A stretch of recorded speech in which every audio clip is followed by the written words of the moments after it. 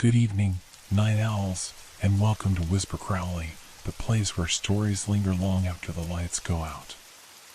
Tonight, we prepared chilling tales paired with the soothing sound of rain to ignite your imagination and make your heart race.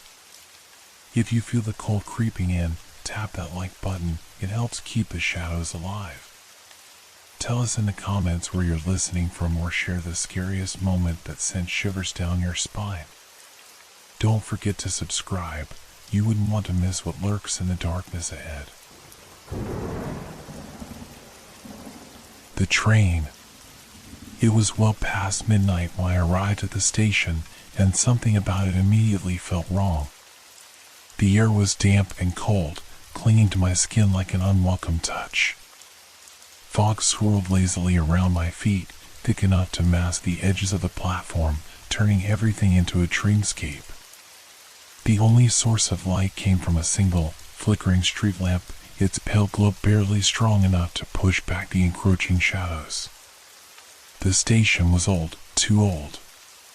The brick walls were weathered and blackened by time, the roof sagging in places as if ready to collapse under its own weight. An iron sign overhead bore the words Whispering Pines Station, though much of the paint had flaked away, leaving only fragments of letters. It looked like a place forgotten by both time and people. I glanced around the empty platform, hoping to find some sign of life, but there was nothing, no ticket booth, no station attendant, no other passengers. Just me. My footsteps echoed unnervingly loud as I walked, the sound bouncing back at me from walls that seemed far too close for comfort. Somewhere behind the building, water dripped steadily, each drop hitting the ground with a sound sharper than it should have been. Last train tonight, I whispered to myself, my voice almost drowned by the oppressive silence. The words sounded hollow, as if they didn't belong here. I clutched the handle of my suitcase tightly and glanced at my watch. 12:23 in the morning. The train was supposed to arrive in 7 minutes, though it seemed impossible that anything still operated here. I reached into my pocket and pulled out the crumpled ticket, the edges damp from the mist. The words on it were faint, almost smudged beyond recognition, but the time, 12:30, was still visible. This wasn't a station I'd planned to stop at. It was simply the only one within reach after a series of delays and missed connections. Yet as I sat down on the cold, rusty bench, I couldn't shake the feeling that I shouldn't have come here at all. A low hum reached my ears, faint and distant, like the sound of machinery stirring to life somewhere far beneath the earth. It was almost imperceptible, yet it resonated deep in my chest, making my heart quicken. I turned toward the empty tracks, squinting into the fog, but there was no sign of an approaching train. The unease settled deeper into my bones.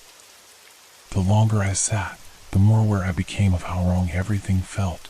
The silence was too complete, the shadows too restless. Even the air itself seemed to hum with a kind of tension, like the moment before a storm breaks. I shook my head, trying to dismiss the thoughts as irrational. You're just tired, I told myself.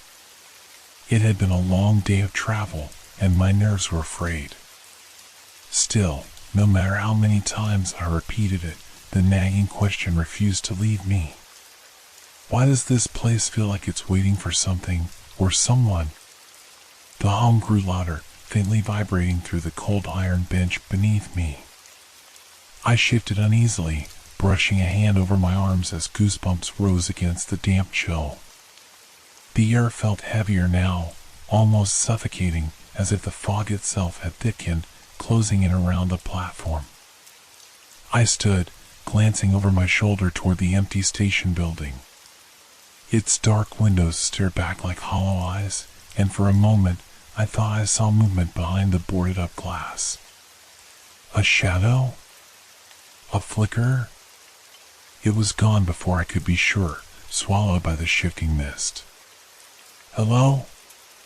My voice broke the silence, but the sound came back to me distorted, as though the station's walls had absorbed it and sent it back in pieces. No response. The rhythmic dripping I noticed earlier seemed louder now, echoing unnaturally across the platform. I tried to pinpoint its source, but every time I thought I'd found it, the sound shifted, coming from somewhere else entirely. I rubbed my temples, trying to shake the growing sense of dread. This was just a quiet station, I told myself. An old, abandoned place that felt strange only because of its isolation. But no matter how hard I tried to rationalize, I couldn't shake the sensation that I wasn't alone. There was a weight in the air, a sense of being watched, though the platform remained as empty as before. My eyes darted toward the fog-covered tracks, where the faintest outline of steel rails vanished into darkness. I thought I heard the faintest sound, something like a sigh or a whisper, carried on the damp breeze.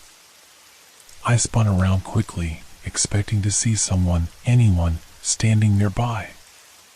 But there was nothing. Just the shadows, deeper and darker now, as the flickering street lamp fought to keep its dim light alive. My fingers tightened around the handle of my suitcase, the leather cool and damp beneath my grip. My pulse quickened, pounding loudly in my ears. I wasn't a superstitious person. I didn't believe in ghosts or curses or any of the nonsense you hear in late-night campfire stories. But there was something here, something I couldn't explain, a presence that made the air colder and my breath heavier. Somewhere behind me, I heard a soft shuffle, like a footstep dragged across concrete. My heart froze.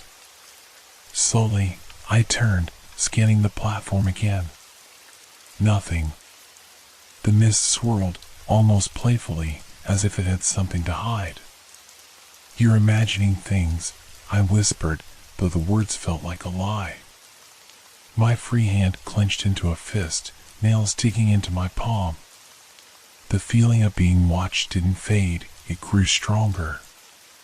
Somewhere, out in the fog, I felt it, unseen eyes, fixed on me. The silence shattered with a burst of static. I jumped, the suitcase slipping from my hand and thudding against the concrete. The sound came from overhead, a loudspeaker mounted high on one of the station's rusted beams. It crackled like dry leaves, the noise grating and uneven, as if the equipment hadn't been used in decades. I stared at it, heart pounding, half expecting it to fall apart mid-broadcast. Then, through the static, a voice emerged. "Attention! The midnight train, arriving shortly. Whispering Pines Station, 1 departure, yearly service. Prepare, boarding." The announcement faded into another screech of static before abruptly cutting off, leaving the platform in oppressive silence once more. I stood frozen, staring up at the loudspeaker. Yearly service? The words rang in my ears, strange and wrong. No schedule I'd seen had mentioned anything about this train, let alone one that came once a year. The fog around the platform seemed to thicken, and the faint hum from earlier now pulsed steadily, like a heartbeat growing closer. My chest tightened as I glanced toward the tracks. They remained empty, stretching endlessly into the dark. I reached for my ticket, pulling it out with shaking hands. The faded ink seemed even more smudged than before, the time barely legible now. There was no mention of a yearly train, no details other than the station and 12:30 in the morning. What kind of service is this? I muttered aloud, but my voice did nothing to ease the tension in my chest. A soft breeze rolled in, carrying the faintest scent of smoke, sharp, metallic, and unnatural. I swallowed hard, glancing back at the loudspeaker as if it might speak again, but it remained silent, looming above me like an unblinking eye. Something in the distance caught my attention. A faint light, barely visible through the fog, began to flicker far down the tracks. It was dim, yellowish, and unsteady, like a lantern swaying in a storm. The hum intensified, vibrating through the air, through the platform, through me. The train was coming. My breathing quickened as I stood there, torn between stepping back and staying rooted to the spot. There was a finality to the voice that had spoken, as if this train wasn't just any train. As if it wasn't for just anyone. Somewhere deep inside, I felt the weight of its words: one departure, yearly service. I didn't know where this train was headed, but as the light grew closer and the hum turned into a low rumble, a chilling thought clawed its way into my mind. What if this wasn't a train for the living? The light grew brighter, piercing through the fog, and with it came a sound that was neither the clatter of wheels on tracks nor the whistle of a modern engine. It was a deep, resonant groan, as though the train itself were alive and struggling under its own weight. I took a step back as the locomotive emerged from the mist, its dark silhouette towering over the platform. The train was old, ancient, even. Its metal frame was pitted with rust, and the ornate brass details that adorned its sides had dulled to a sickly green. Lanterns hung on either side of the engine, swaying gently as the train slowed to a stop. Their light cast strange, flickering shadows that seemed to dance along the platform. The train hissed and exhaled, steam pouring from its undercarriage and obscuring the first few cars. I should have turned away then, should have left my suitcase and run from this place. But I didn't. The door of the nearest carriage creaked open with agonizing slowness, the sound echoing like a scream. A set of wooden steps unfolded from the doorway, and beyond them, the interior glowed faintly with an unsettling yellow light. I stayed frozen, my body refusing to move as my mind screamed at me to go. And yet, despite every logical part of me begging to leave, there was a pull, an inexplicable compulsion, that drew me toward the train. My hand tightened around the handle of my suitcase as I forced my legs to take one step, then another. The closer I got, the more the air seemed to hum with something intangible, a frequency just on the edge of hearing. I stopped at the foot of the steps, staring into the dimly lit corridor beyond. The interior was a strange blend of opulence and decay. Velvet seats lined the walls, their once rich red fabric faded and threadbare. Brass fixtures, shaped like vines and flowers, adorned the overhead lights, but the bulbs flickered weakly, casting long, jagged shadows. The smell of mothballs, damp wood, and something metallic hung heavy in the air. I hesitated, my heart pounding so loudly it felt as though the train could hear it. My gaze drifted back to the platform, now shrouded in thick fog. The idea of stepping away seemed almost impossible, as if the train wouldn't allow it. "This is insane," I muttered, shaking my head. But my feet didn't move back. Instead, they carried me forward, up the steps, and into the carriage. The moment I crossed the threshold, the door slammed shut behind me with a metallic clang. The sound echoed down the corridor, startling me into turning around, but there was no one there. The platform outside was gone, replaced by an impenetrable wall of mist. The faint vibrations I'd felt earlier now thrown through the floor, a steady pulse that matched the low rumble of the train's engine. I clutched my suitcase tighter, a wave of unease washing over me. It wasn't just that I had boarded, it was the realization that I hadn't been given a choice. The first thing I noticed was the silence. It wasn't the comforting quiet of solitude, but something oppressive, heavy, as though the air itself had weight. My own breath felt too loud, each exhalation swallowed by the stillness before it could fully escape. The carriage was dim, illuminated by the weak flicker of overhead lamps. Their light didn't reach far, leaving the edges of the car shrouded in shadows. The rows of velvet seats on either side of the aisle stretched endlessly in both directions, yet no passengers sat in them. They were eerily pristine, despite the musty smell and the damp chill that hung in the air. I walked hesitantly down the aisle, my suitcase rolling unevenly on the floorboards, which creaked softly beneath my weight.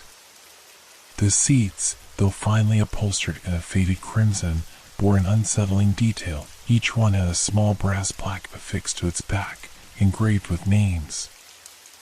I leaned closer to one of the plaques, my fingers brushing over the cool metal.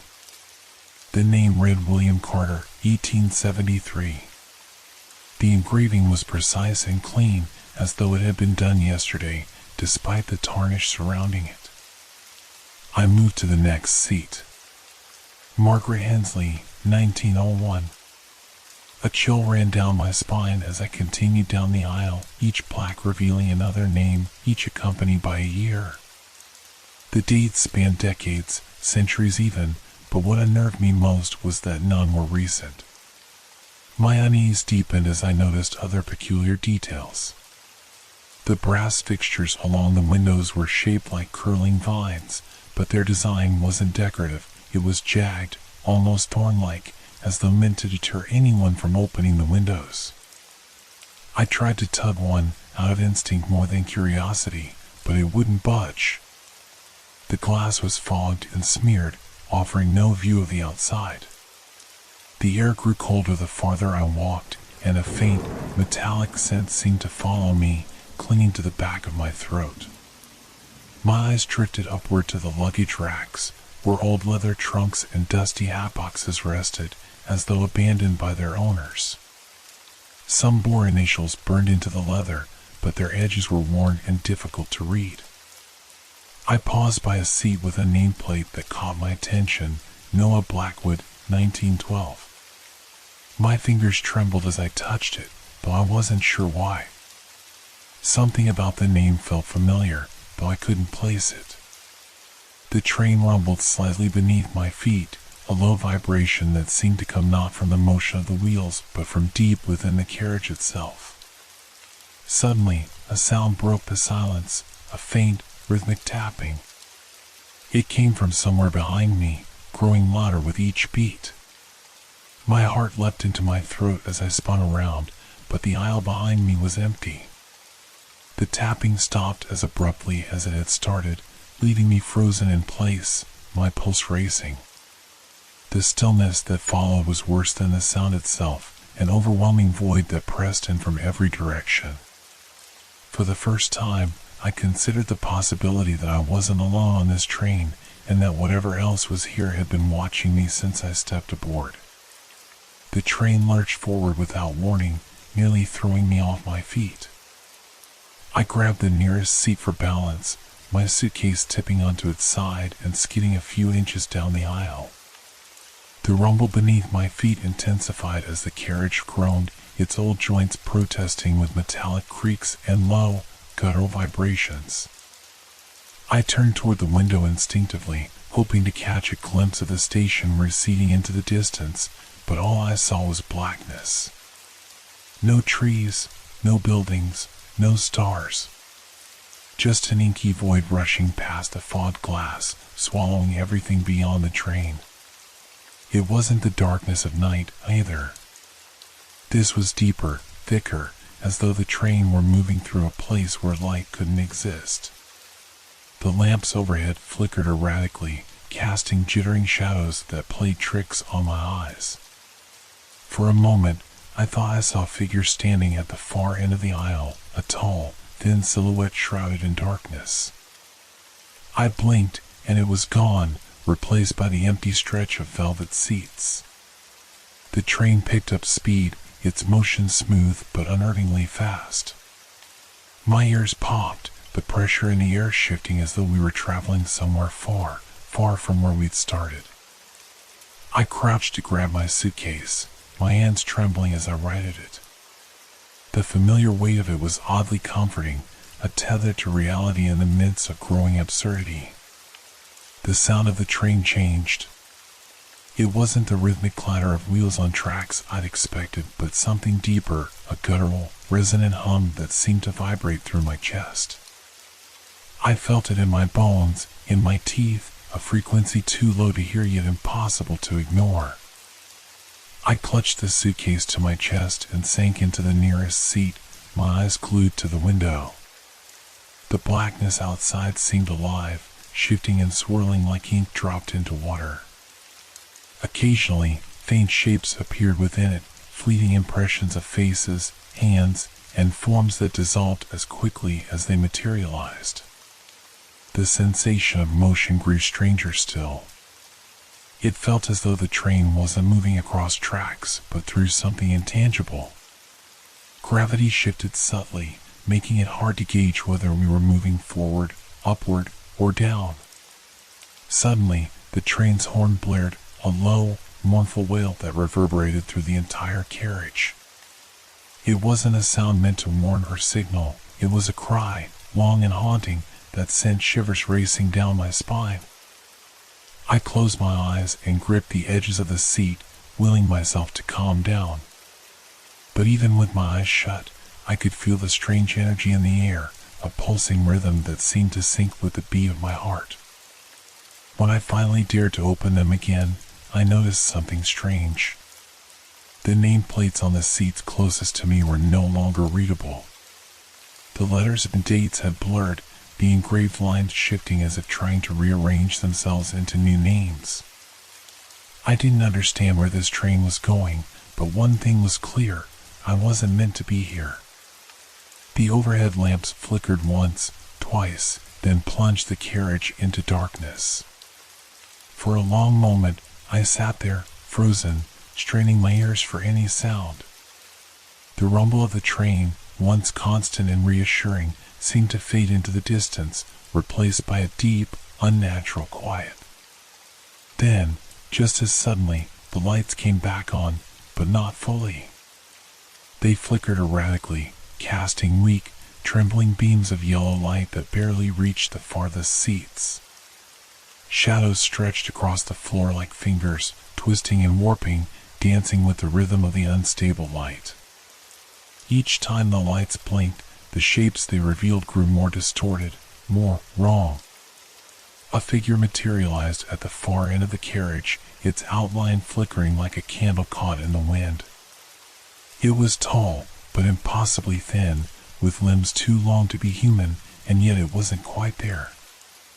The more I stared, the more the edges of the figure blurred, as though it were trying to dissolve into the air itself. The lights flickered again, and the figure was gone, replaced by a sudden burst of brightness that made me squint. The beam illuminated the empty seats once more, but there was something different this time. A dark shape slithered across the floor, so low and quick that I barely saw it. My breath caught in my throat, and I stared at the spot where it had been. But as the lights blinked once more, the floor was smooth and empty, as if nothing had moved at all. I pushed myself upright, my knees shaky, and walked cautiously down the aisle.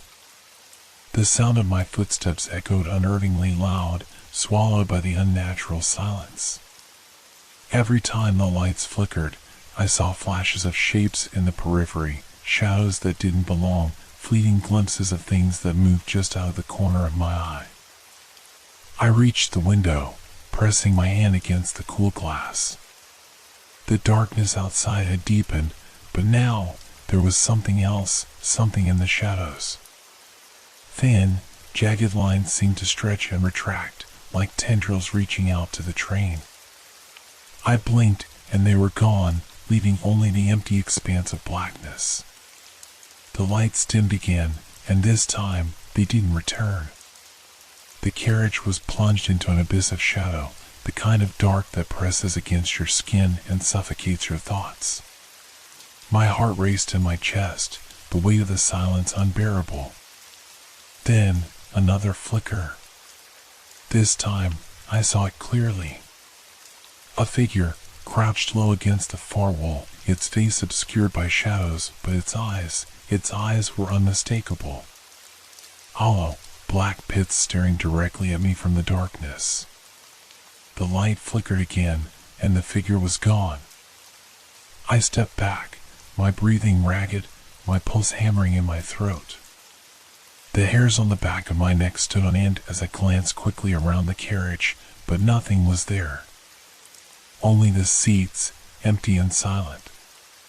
The lights flickered once more, longer this time, and when they returned, I thought I saw a fleeting smile at the far end of the aisle, a twisted, grotesque thing that didn't belong on any human face. I turned away, my stomach churning, and stumbled back to my seat, trying to ignore the growing sense of unease pressing in around me. But the lights kept flickering, each pulse of light revealing something new, something that shouldn't have been there. The train rumbled on, the rhythmic hum of the tracks steady but unwelcoming. I had been sitting in the dim light, trying to ignore the rising unease curling in my chest when I first heard it, a faint whisper. It was so soft at first that I thought I had imagined it, a trick of the mind, perhaps. But then it came again, unmistakable. The murmur of voices, low and urgent, like conversations between strangers. I glanced around, but the carriage was empty, save for me. The voices were distant, muffled, as though they were coming from the far end of the car, just beyond the reach of the flickering lights. I strained to hear, leaning forward. One voice, a man's, was speaking rapidly, but the words were too jumbled, too indistinct to make sense of. A woman's voice joined in, its tone hushed and frantic. "We can't get off. They won't let us leave." I froze. My heart skipped in my chest as I turned my head toward the seats. There was no one there. No one but me. The voices grew louder. They came from different places, like they were coming from the seats themselves, from the very fabric of the train. Another voice, an older man's, said something in a language I couldn't understand, and then a child's voice, quiet and fearful, whispered, "Are we going home?"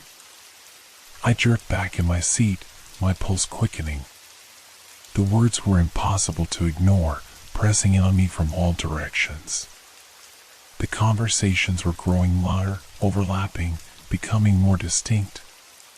The sound of them filled the carriage, ringing in my ears until I thought I might drown in their clamoring. The woman's voice returned, now more urgent, almost pleading. "We're stuck here. We're all stuck here." I looked around again, my breath shallow, my palms slick with sweat. The lights flickered once more, and for a split second, I saw something, just the briefest flash, a figure sitting in one of the seats, its back turned, head lowered as if in deep conversation with someone. But there was no one else in the car.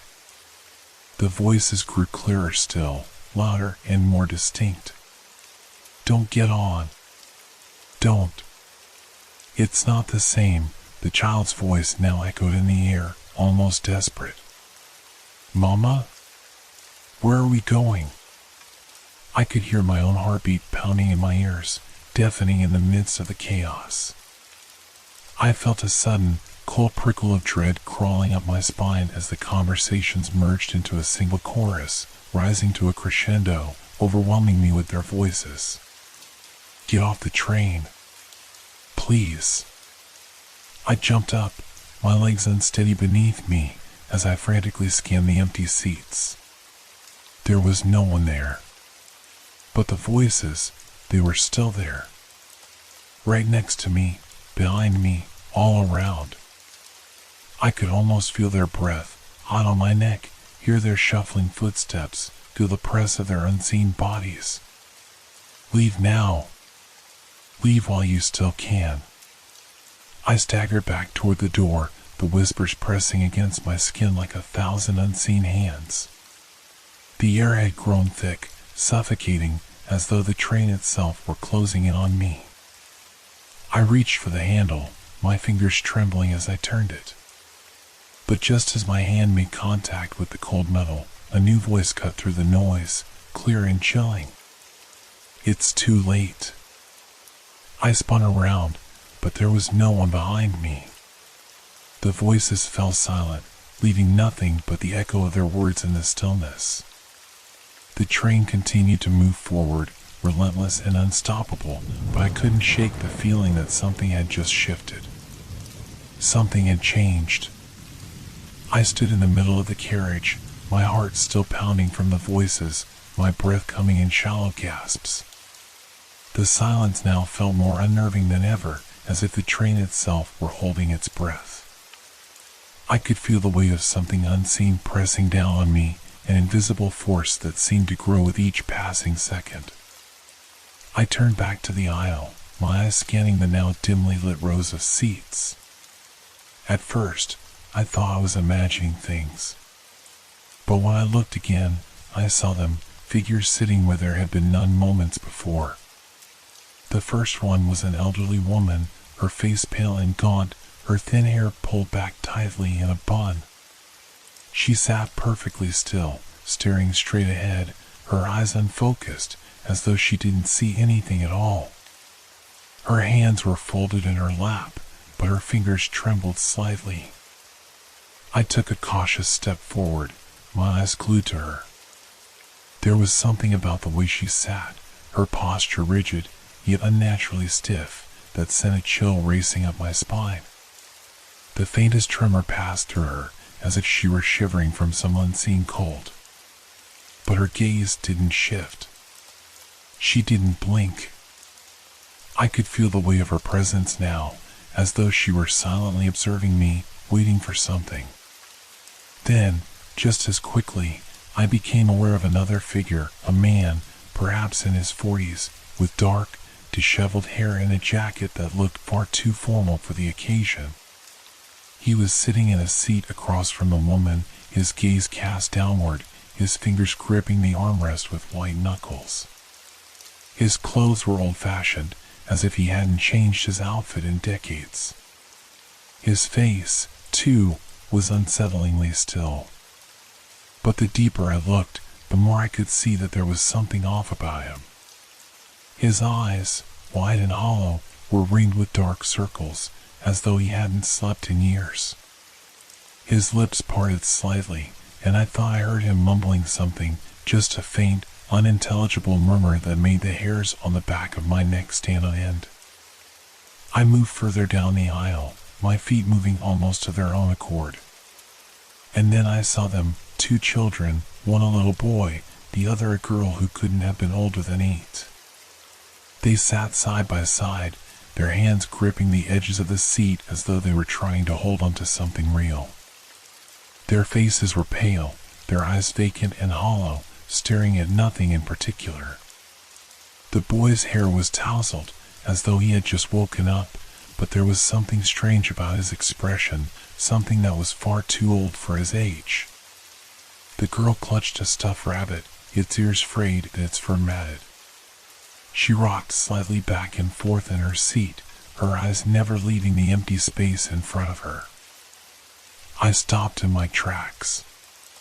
The whole scene felt wrong, like a nightmare that refused to end.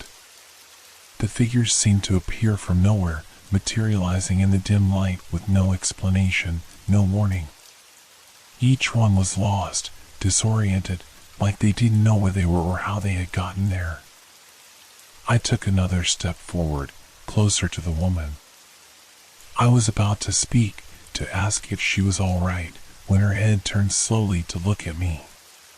Her eyes were wide and glassy, pupils dilated, but they seemed to focus on me with an eerie intensity. I froze, the breath caught in my throat. She opened her mouth slightly, as though she was going to speak, but no words came out.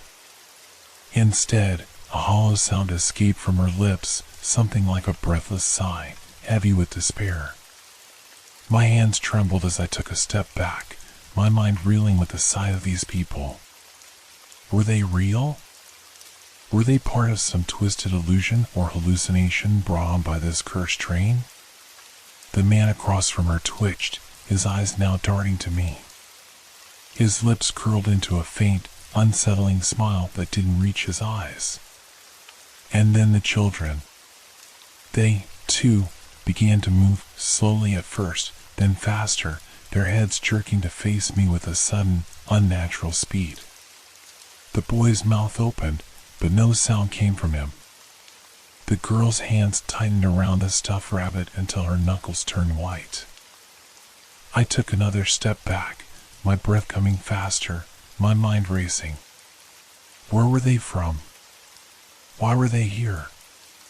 Were they dead? Were they like me, trapped on this forsaken train, unable to leave? The train continued its endless journey through the darkness, and as it did, the figures in the seats around me seemed to shift, to grow more restless. I could feel the weight of their eyes on me, their silent gaze pressing in from all directions. The silence between us was no longer peaceful, it was suffocating, filled with unspoken questions and a tension that could snap at any moment. I had to leave the carriage. I had to get away from them. But when I turned to move, I realized with a sinking feeling that the aisle ahead of me was no longer clear. The figures had shifted, and now the seats were full, each one occupied by a lost, disoriented soul, each one staring at me with that same vacant, hollow gaze. I backed away from the sea of vacant eyes, my heart pounding against my ribs. The eerie stillness of the carriage had settled into a thick, oppressive fog, and each figure around me seemed to grow more unsettling with every passing moment. I needed to move, to get away from this nightmare, but where could I go? The aisle was a dead end, blocked by the silent passengers who seemed to surround me from every angle. I turned, my head spinning, and that's when I saw him. At the far end of the carriage, sitting by a window, was a man I hadn't noticed before. He was a stark contrast to the others around me. His posture was relaxed, his expression calm, almost welcoming. His clothing, though old-fashioned, was not as strange as the others. He wore a simple brown jacket and a wide-brimmed hat that shaded his face, casting a long shadow across his features. There was something about him that pulled me in. Maybe it was the fact that he was so normal, or maybe it was the sudden hope that he might be the answer to the confusion and terror swirling around me. I didn't know. All I knew was that I needed to talk to someone, anyone. I hesitated for a moment, then walked toward him, my footsteps hesitant but determined. As I drew closer, I saw the man's eyes, calm but filled with an unsettling depth. He had the look of someone who had seen things that could never be explained, and his gaze met mine with a strange intensity, as if he knew exactly what I was thinking, what I had seen. "You're awake, aren't you?" he said quietly, his voice smooth but carrying an edge of something ancient.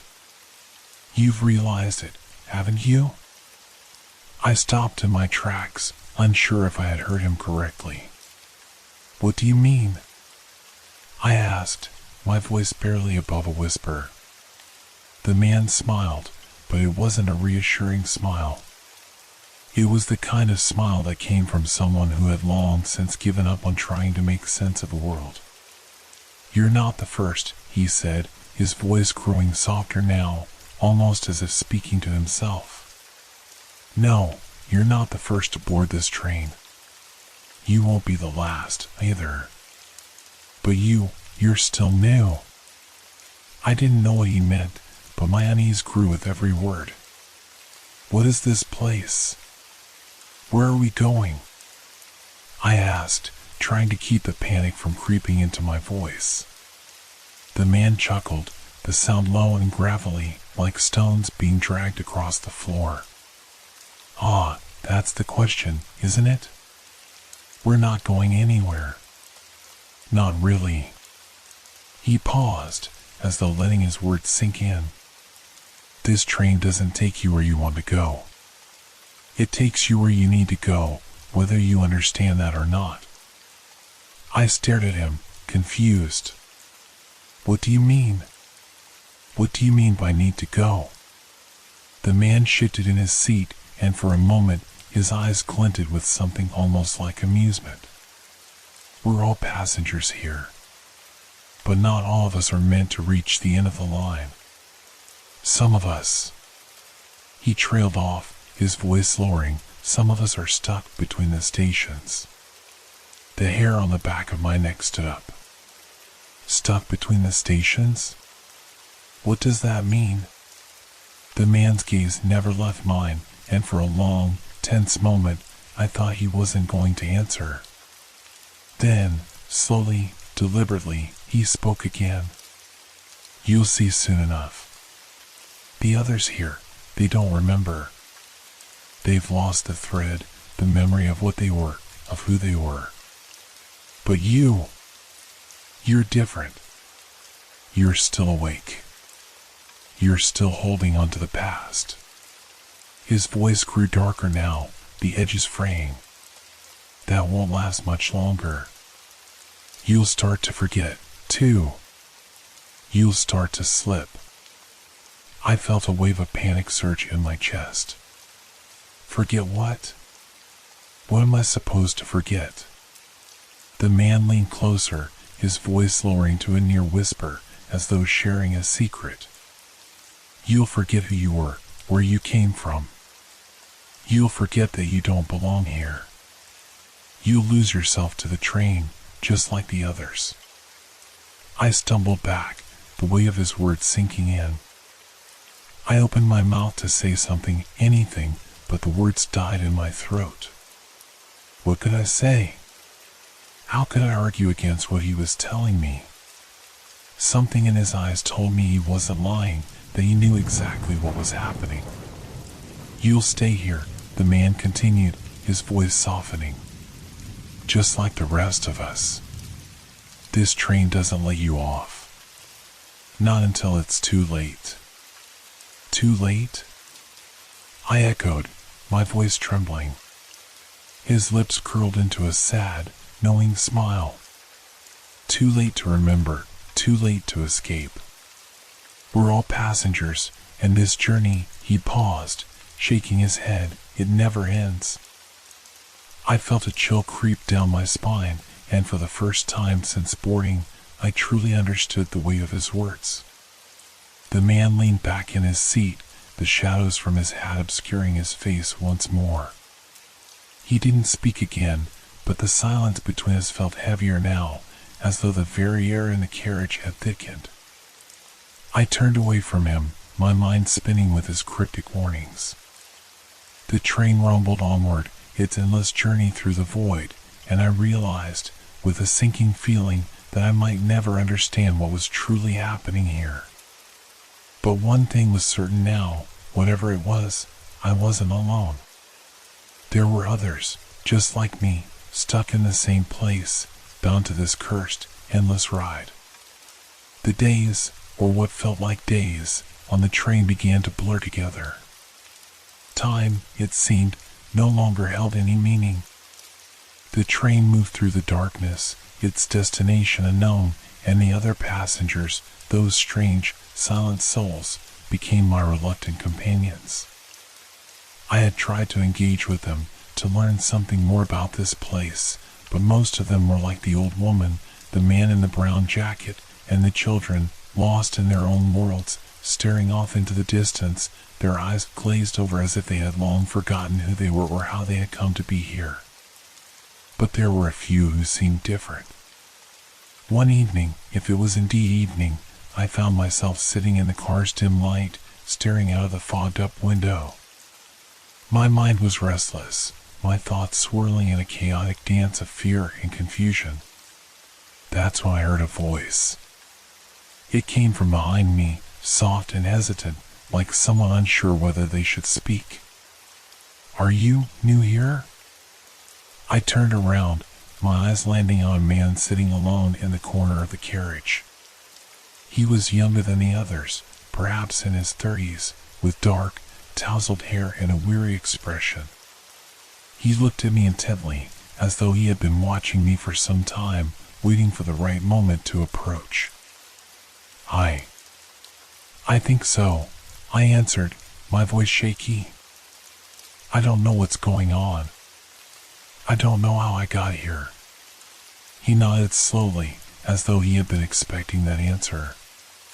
Most of us don't. Not at first. His words struck a chord within me, and I took a step toward him, drawn by the possibility that he might have answers I desperately needed. "Do you know what this place is?" I asked, my voice barely a whisper. "Why are we on this train?" The man leaned forward, his eyes narrowing as though he were choosing his words carefully. I didn't understand it either when I first boarded. I thought it was just a regular train, you know? Maybe I was drunk, maybe I was lost. But eventually, the truth hits you. He paused, and I could see the weight of his thoughts pressing down on him. He looked at me, his eyes filled with a mixture of sadness and something darker, something like resignation. "It's not a regular train. And we're not just passengers. We're..." He trailed off, as if the words were hard to say, and then continued. "We're people who didn't make it. Not really.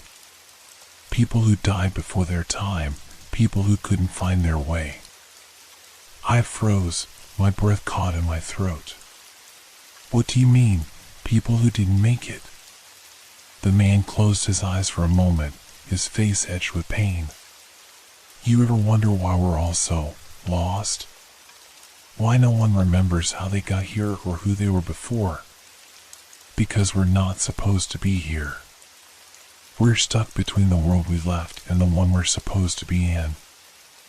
I felt the world tilt beneath me. "Are you saying we're dead?" The man looked at me then, his gaze hard but sorrowful.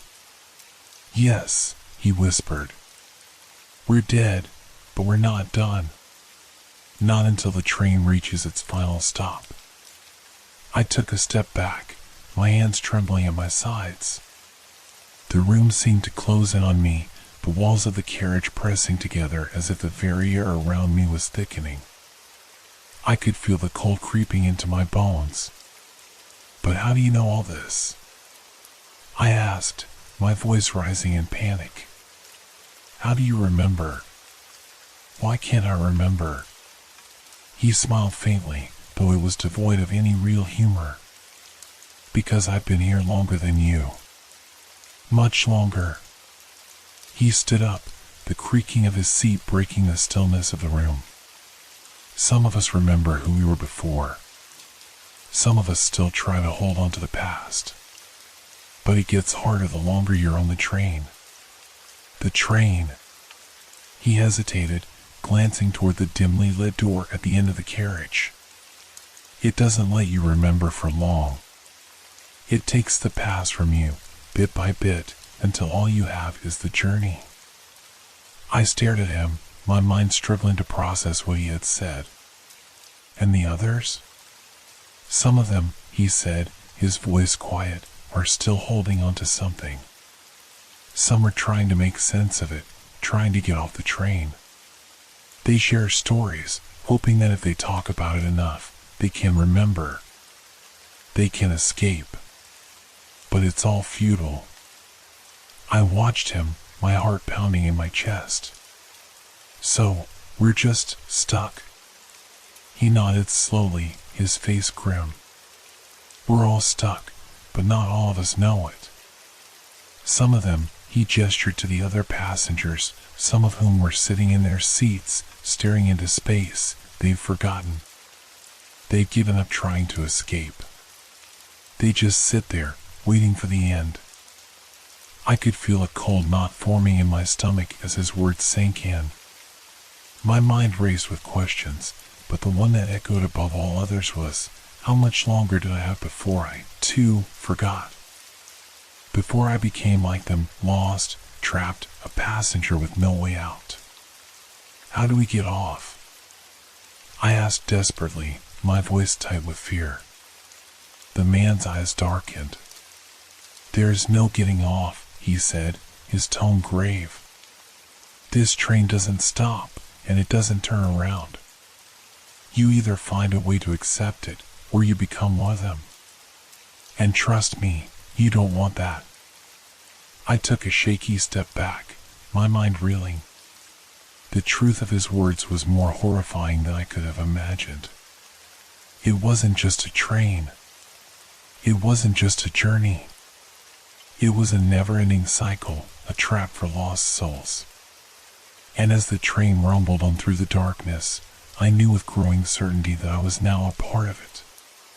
The rhythmic sound of the train's wheels on the tracks was the only constant, a mechanical lullaby that kept us moving forward, or at least, I thought we were moving forward. Days blurred into nights, and nights into an endless haze. But something felt wrong. There was an unease building in the air, an unspoken tension that had started to settle over the passengers like a suffocating fog. It began subtly at first, quiet, almost imperceptible changes that gnawed at the edge of my perception. One evening, or maybe it was afternoon, I couldn't be sure anymore, there was an announcement over the train's intercom. The voice was the same old, crackling one, familiar now.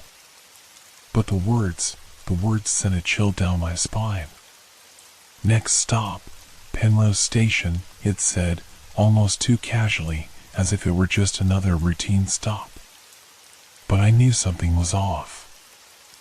I had been on this train long enough to recognize the rhythm of its announcements, the familiar pauses, the way the sound seemed to distort and echo in a way that felt unnatural.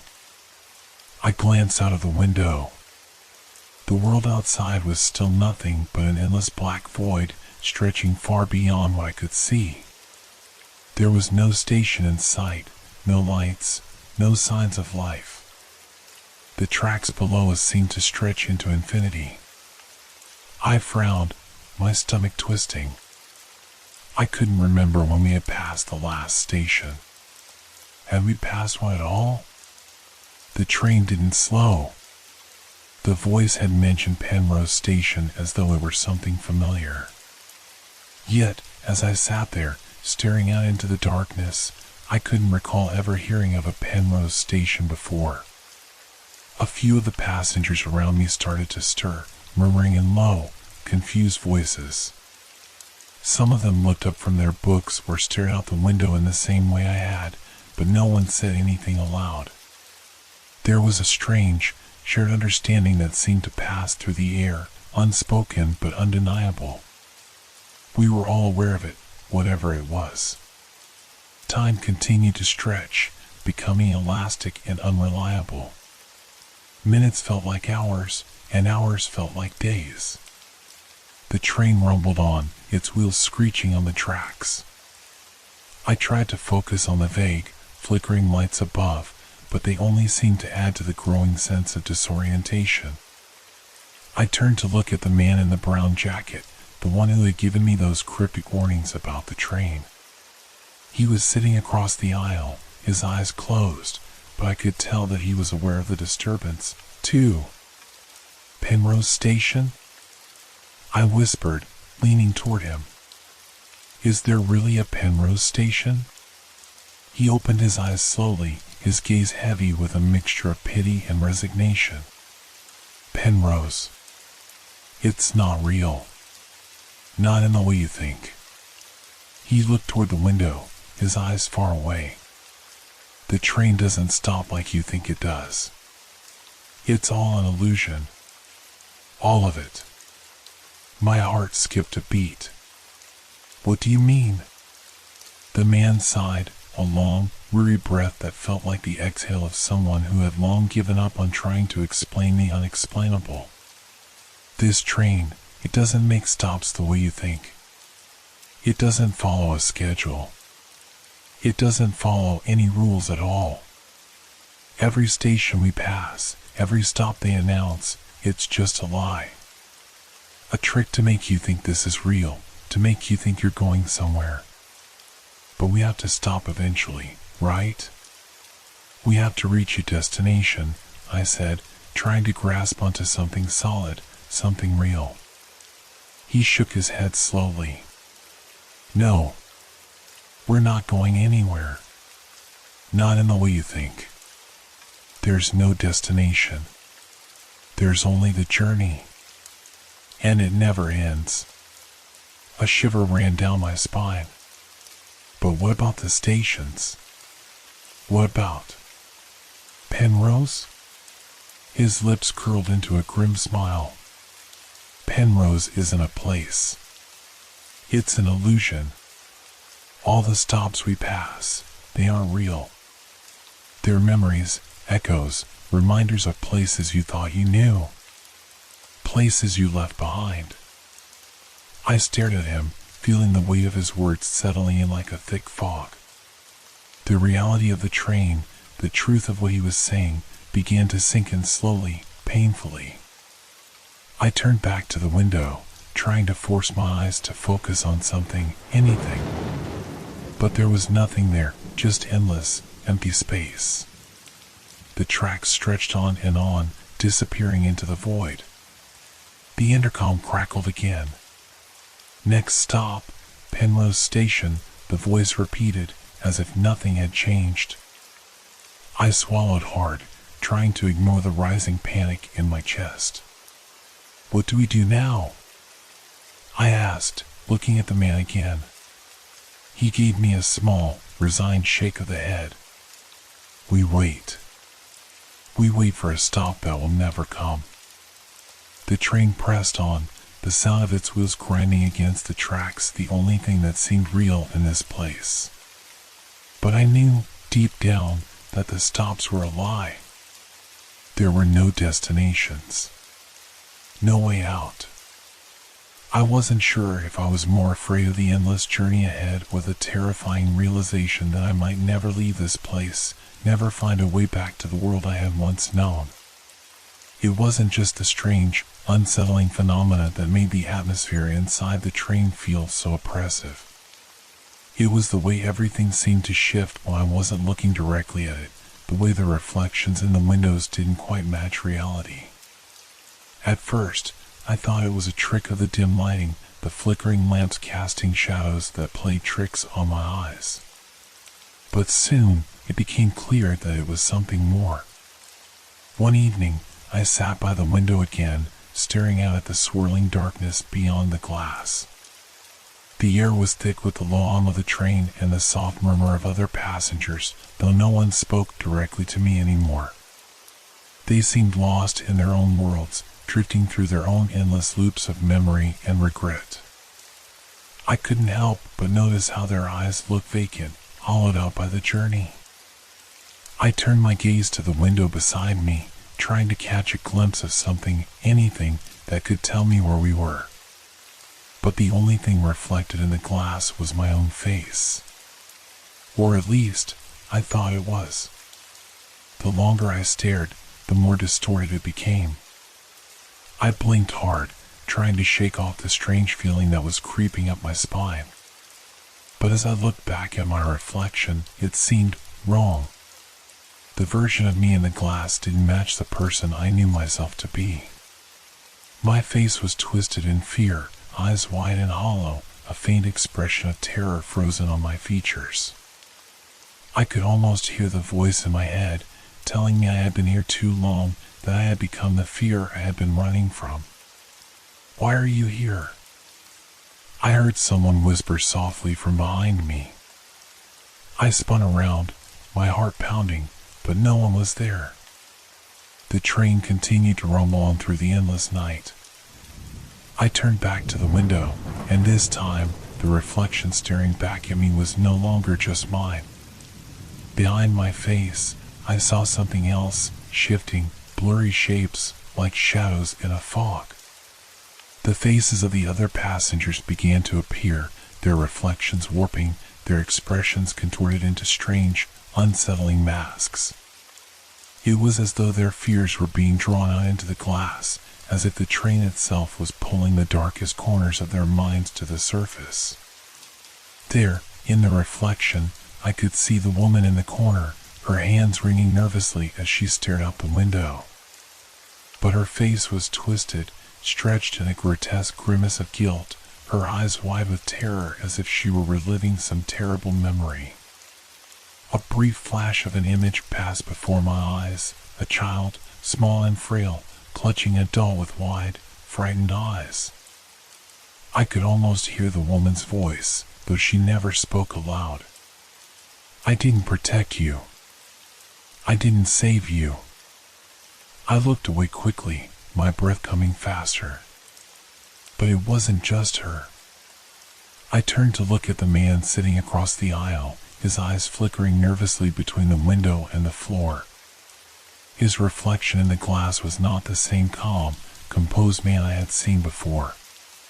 Now, he appeared older, with dark circles beneath his eyes. His hands trembled, gripping the armrest, as if he were fighting to keep himself together. In the reflection, I could see it, the image of a house burning in the distance, the screams of people echoing in the background. The man's lips moved silently, and I could hear his thoughts in my mind. I should have saved them. I should have done more. I tore my eyes away from the reflection, my mind reeling. I couldn't understand it. The reflections were showing things they shouldn't, things they couldn't know. How could these people's fears and regrets be so vividly imprinted in the glass? What was this place, and why was it making them relive their worst moments? I tried to shake off the feelings of dread that had begun to creep through me, but the more I looked around the carriage, the more I realized I wasn't the only one experiencing this. The other passengers were staring at their own reflections too, some frozen in place, their faces contorted with horror, others wiping at the glass as if trying to erase what they saw. One man, an older, grizzled-looking passenger who had been sitting quietly for most of the journey, stood up suddenly, his face pale, his hands shaking. His reflection, too, had changed. It was no longer just a mirror image of himself. Now, it was a younger version of him, sitting at a table, looking at a woman with a ring in his hand. The reflection flickered, and then I saw it clearly, his young self in an argument with a woman, both faces filled with anger and frustration. The man's reflection seemed to scream at the woman, the words unclear, but the anguish in the air was palpable. The older man slammed his fist on the window, his face crumpling into a look of despair. He muttered to himself, "I should have stayed. I should have stayed with her. She needed me." I looked away, unable to bear the weight of it all. The reflections of fear and regret were overwhelming, oppressive. I could feel the weight of my own past pushing down on me, like a dark shadow just out of reach, threatening to rise up. What was my reflection showing? I couldn't bring myself to look again. I couldn't afford to see whatever was lurking there, waiting to reveal itself. The sound of soft crying caught my attention. It was coming from the corner of the carriage, near the back. I turned to find the woman with the child's doll, her face buried in her hands as tears streamed down her cheeks. Her reflection, though, was different now. She wasn't sitting alone in the corner. The reflection showed a young girl beside her, the same one I had seen earlier in the distorted glass. The girl was smiling up at her, but the smile was cold, unnatural, empty. The woman's sobs grew louder. I couldn't look away. The reflection of the girl reached out with cold hands, touching the woman's shoulder. And in that moment, I realized the train didn't just carry passengers. It carried their regrets, their fears, their guilt. The reflections weren't just mirrors, they were windows into the very souls of the passengers. And in this place, there was no escaping the past. No matter how far the train took us, the journey would always circle back to the thing we feared the most. There was no place to run, no way to hide. The past would always catch up with us. And the more we tried to forget, the more the reflections would haunt us, until they consumed us completely. I couldn't escape the suffocating feeling that had settled over me, as if every corner of the train was closing in, tightening like a noose. The reflections, the voices, the flickering lights, they were all signs, warnings of something far darker than I had dared to imagine.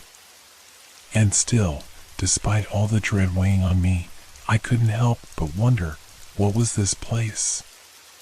Why were we all here? The man in the brown jacket had been silent for some time now, his face a mask of weary resignation. But I knew he had answers. He had to. It was like he knew what was happening to us, like he understood the rules of this strange, cursed train. And I needed to know, too. I approached him slowly, my feet feeling heavier with each step, as if the very floor of the train was pulling me down. His eyes were closed, but I could feel his awareness, like a quiet presence, waiting for me to ask the question. "What is this train?" I asked softly, but my voice felt like a foreign thing in the tense air. The man opened his eyes, and for a moment, I thought I saw something like pity in them, pity for me, for my ignorance, for the horrors I was yet to fully grasp. He sighed deeply, looking past me, staring at the dark expanse outside the window. "This train," he began slowly, his voice a low murmur, "isn't like any other. It doesn't follow the rules of time or space. It doesn't move forward, and it doesn't stop. Not in the way you think." He paused, his eyes turning to me, mine, their depth hollow with an understanding I couldn't yet comprehend. "This train moves through the spaces between, the places that exist between what's real and what isn't. It's a place for those who are lost." I shook my head, trying to make sense of his words. "Lost? But why are we on it? I don't belong here." The man chuckled bitterly, shaking his head. "No one thinks they belong here. That's part of the trap." I stepped closer, my heart thudding in my chest. "What do you mean? What's the purpose of this train? Why are we all here?" He exhaled slowly, a deep breath like he had been holding onto his words for far too long. "This train, it's for the ones who couldn't reach their destinations. The ones who were lost along the way. The passengers here, they didn't make it to where they thought they were going. And now, they're here, trapped in an endless journey, because they never finished what they needed to. They never found closure." I felt a chill run through me. "And what about me? I don't have any unfinished business. I'm not lost." The man looked at me for a long time, his gaze heavy, as if weighing my very soul. "You think you're not lost? You think you're not like the rest of us?" He chuckled softly, but there was no humor in it. "You're here, aren't you? You boarded the train, just like the rest of us. That's what matters. That's how you know you belong. You're on a journey you can't escape, a path you can't turn away from." I shook my head, trying to back away, but something in his words pulled me in, keeping me frozen in place. "But if we're lost, if we don't belong here, how do we get out? Is there a way to leave?" The man looked away, his expression growing distant, almost sad. "You don't leave," he whispered. "Not until you've understood the rules of the train. And even then, it's not easy."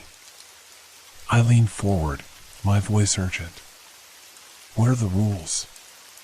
He was quiet for a long time, as if considering whether to tell me the truth. Finally, he spoke, his voice low, deliberate. "The first rule is this: you cannot escape the past. Not here. No matter how far you run, it follows you. The train is a mirror, reflecting everything you've left behind, everything you regret. The more you try to outrun it, the stronger it becomes. The longer you stay, the harder it is to remember who you were before you boarded." I swallowed hard, the weight of his words sinking in. "What's the second rule?" He hesitated, his eyes dark with understanding. "The second rule is that you can't fight what's on the train. You can't fight the memories, the guilt, the fears. They are part of the journey. You can try to deny them, but they will always be there. They will always find a way to make you face them. I felt a shiver crawl up my spine. I hadn't been able to escape the reflection of my own fear, and now I understood why. And what happens if you try to leave anyway? The man looked at me gravely. You can't.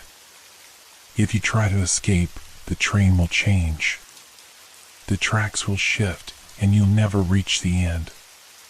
You'll never reach your destination because you don't belong in any of them.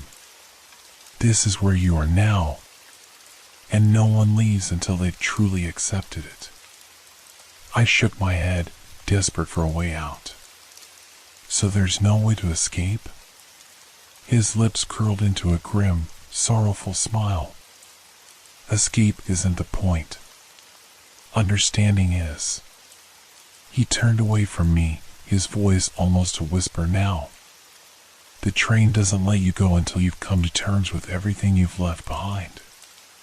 Only then will it stop. I took a step back, trying to absorb the enormity of his words. And what happens if you can't accept it? If you can't face it? The man didn't answer right away. Instead, he simply stared ahead, his gaze far away, his mind lost in some memory I couldn't see.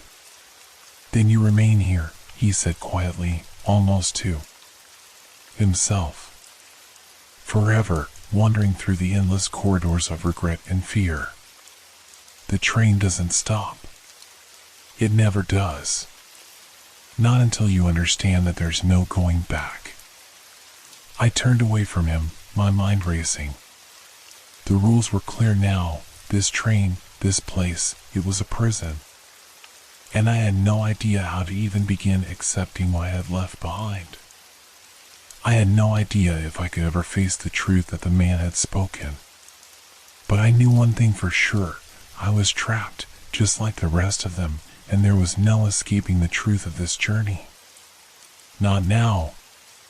Not ever.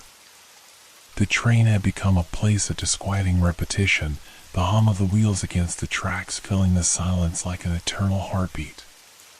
Each passing moment blurred into the next, leaving me with no sense of time, no way to mark the beginning or end of this strange journey.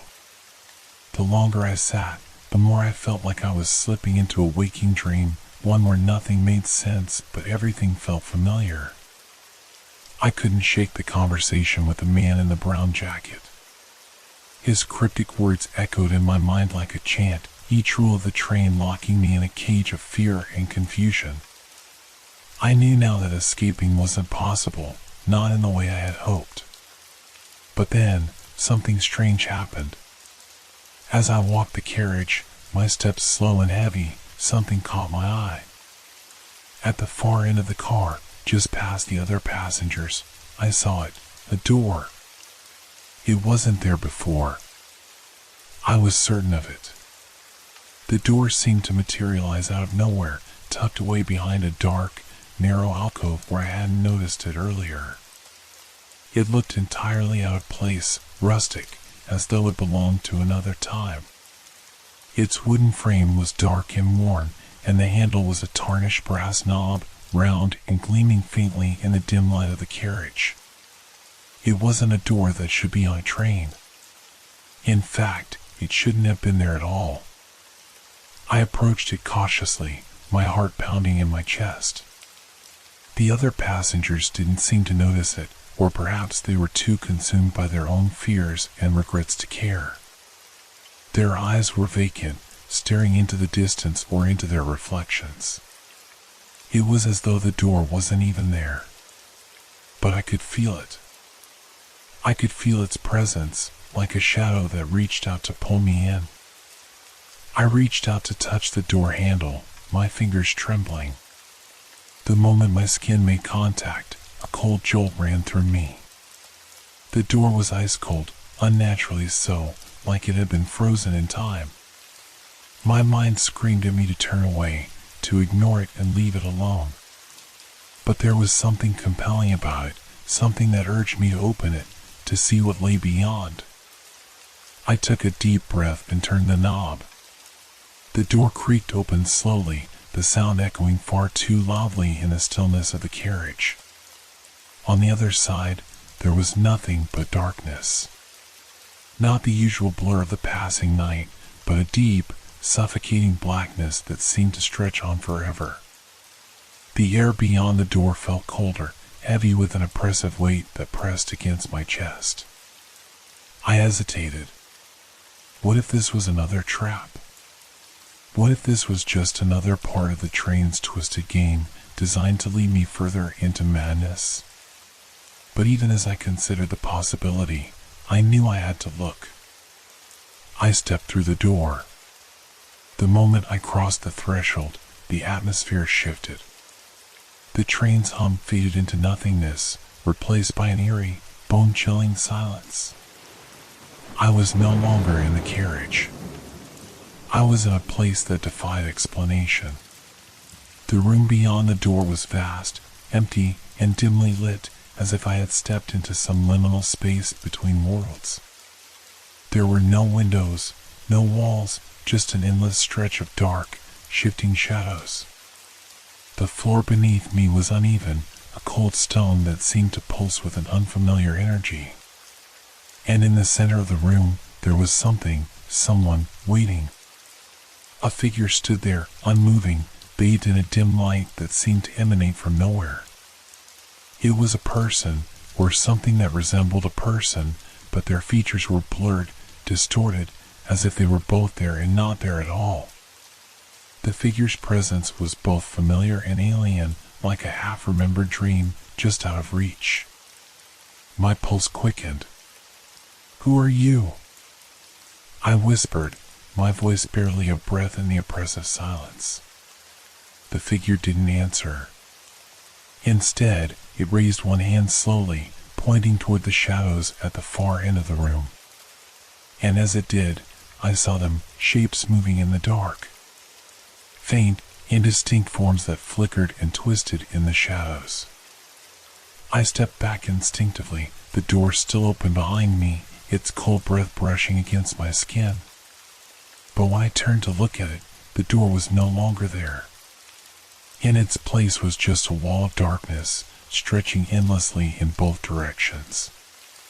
The room had swallowed it up, and I was trapped. "What's going on?" My voice shook, panic rising in my chest.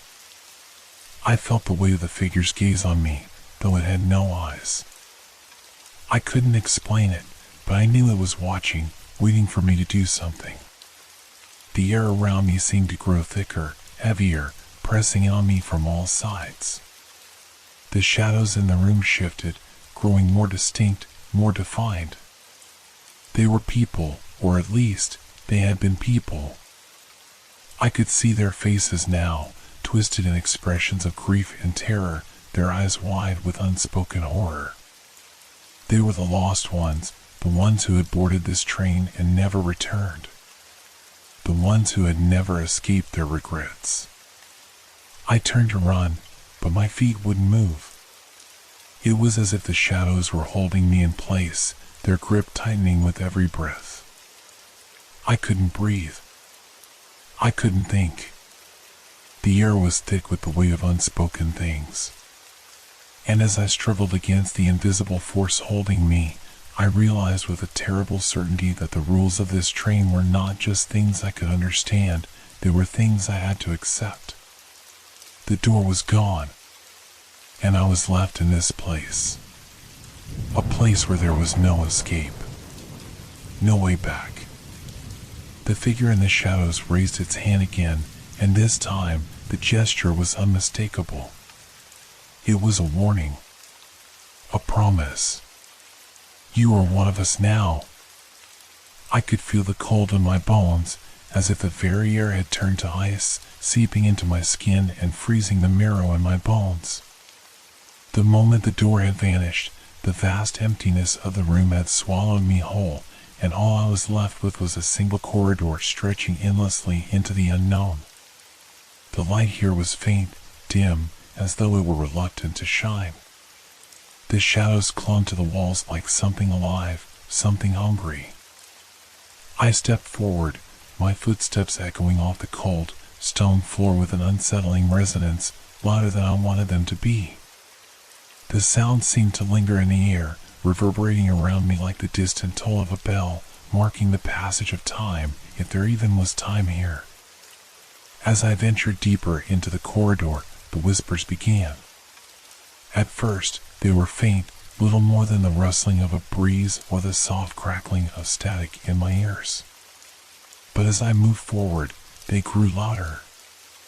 It wasn't just one voice. There were many, overlapping, murmuring incomprehensible words, rising and falling like a tide. They spoke in a language I couldn't understand, but the tone, desperate, pleading, was unmistakable. My heart pounded in my chest, a frantic rhythm that matched the growing tension in the air. The corridor seemed to stretch on forever, curving slightly to the left, then to the right, as if it had no end. The walls were covered in old, peeling wallpaper, their faded patterns no longer recognizable, as if time had forgotten this place long ago. The floor beneath me was uneven, some areas cracked and broken, as though the passage itself had aged and decayed over time. A cold draft swept past me, and I instinctively wrapped my arms around myself, shivering. It wasn't the normal chill of a draft, though. It was a deeper cold, one that seemed to come from nowhere and everywhere at once, as if the corridor itself was alive, exhaling a breath of death. I could still hear the whispers. They weren't coming from the walls. They weren't coming from the shadows. They were coming from everywhere, from the very air itself. The closer I got to the end of the corridor, the louder they became, and the more insistent their voices grew. They were calling me, pulling at me, reaching for me with invisible fingers, trying to drag me back into the depths of the train. I clenched my fists, willing myself not to turn around, not to retreat back to the relative safety of the train's carriages. I had to move forward. I had to understand what was happening, no matter the cost. But the corridor was playing tricks on my mind. Every time I thought I saw a door ahead of me, it vanished the moment I looked away. Every corner I turned seemed to bring me back to the same place, as if the corridor had no end. It stretched on endlessly, a maddening maze of confusion and fear. I stopped for a moment, closing my eyes, taking deep breaths to steady myself. But when I opened them again, I was no longer alone. Figures appeared out of the darkness, moving slowly toward me, their forms indistinct, blurred by the shadows. They were humanoid, at least, their shape resembled people, but their faces were featureless, distorted, as if they were made from the very darkness itself. They moved without sound, gliding silently over the floor like ghosts caught between worlds. I could feel their gaze on me, though they had no eyes. I could feel their presence, a heavy weight in the air, pressing down on me. The whispers grew louder, and for the first time, I heard individual words mixed within the dissonant noise. Lost, lost, forgotten, stay with us. The air around me grew colder, the whispers more frantic, their voices growing louder, desperate. I backed away, my heart racing in my chest, but no matter how many steps I took, the figures kept coming, slowly, relentlessly, as if they were part of the very walls of this corridor. I turned a corner, hoping to escape their gaze, but the hallway just kept stretching on, and the figures, those faceless shadows, followed. The whispers were no longer just words, they were commands. Stay with us. Don't leave. I shook my head, trying to block out the voices, but they burrowed into my thoughts, clawing at my mind, seeking to drag me into their darkness. I had to keep moving. There was no other choice. I forced myself forward, the corridor twisting and turning in impossible angles, as if it was a living thing, trying to trap me, trying to drown me in its suffocating grip. The shadows behind me were gaining, their presence looming closer with every step. I tried to look back, but the hallway had already changed, the figures slipping away into the dark. Yet I knew, deep down, they were still there. Watching. Waiting. I had to get out. But there was no way out, no clear end to this never-ending passage. I had entered something far darker than I had imagined, something that no longer followed the rules of the world I knew. And I was trapped. Stay with us. The whisper reached its peak, rising above all else, and I felt a sudden, crushing pressure in my chest, as if the air itself was fighting against me. The corridor stretched on without end, and the shadows, they were never far behind. I turned another corner, and there, at the very end of the hall, I saw a door. It shouldn't have been there, but it was. I ran towards it, my pulse pounding in my ears. The whispers intensified, the cold deepening, as if the door was my last chance, the only escape from this nightmare. But I didn't know what waited on the other side. I didn't care anymore. I reached for the doorknob and twisted it. The door creaked open with a reluctant groan, as if it were a sentient thing, protesting my intrusion. I hesitated for only a moment before pushing it fully open and stepping through, eager to escape the relentless corridor. The darkness beyond was thick and oppressive, but as I moved inside, the air felt different. Less suffocating.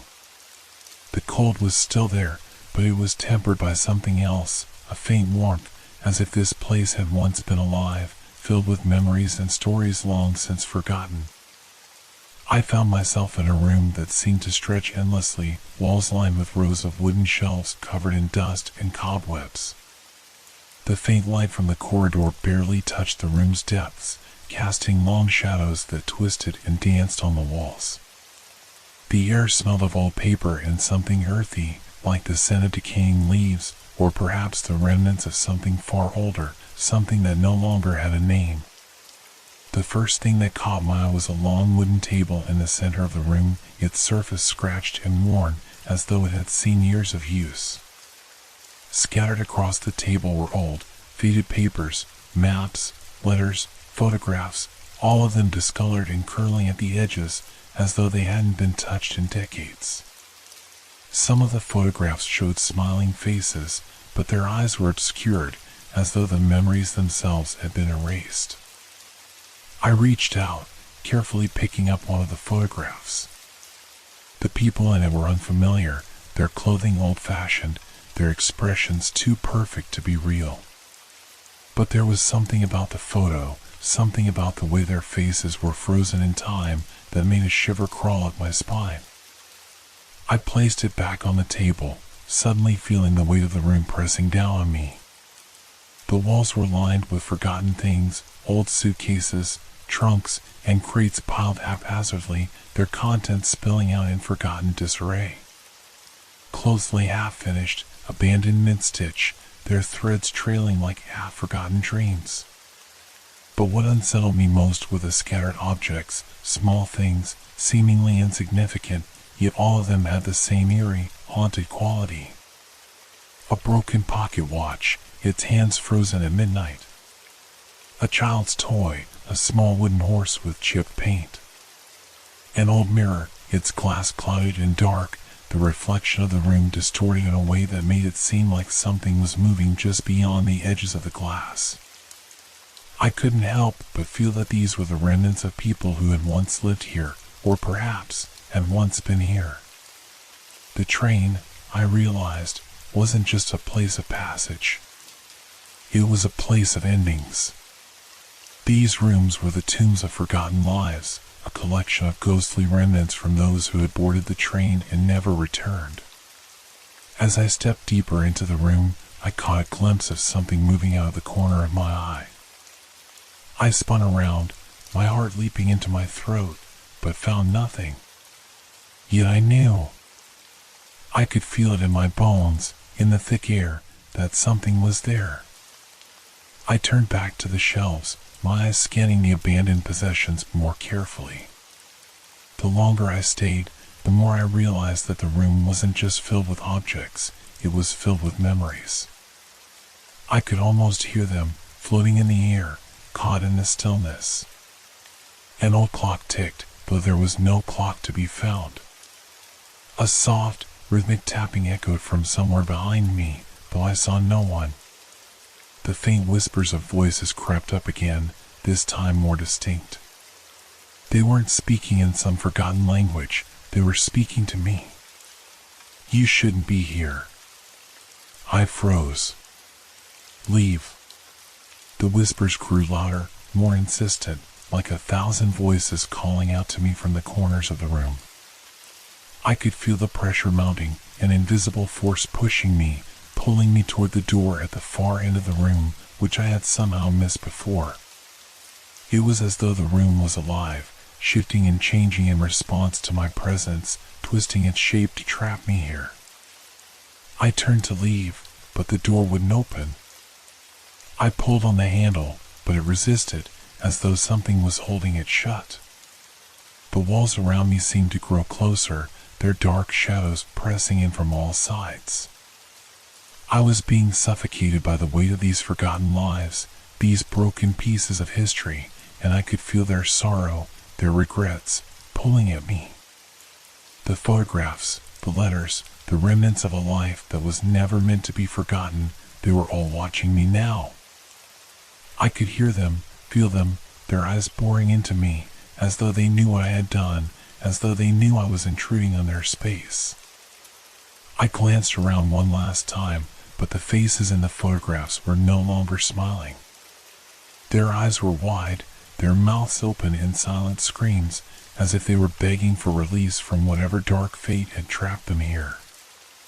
And then, from the farthest corner of the room, I saw something I hadn't noticed before.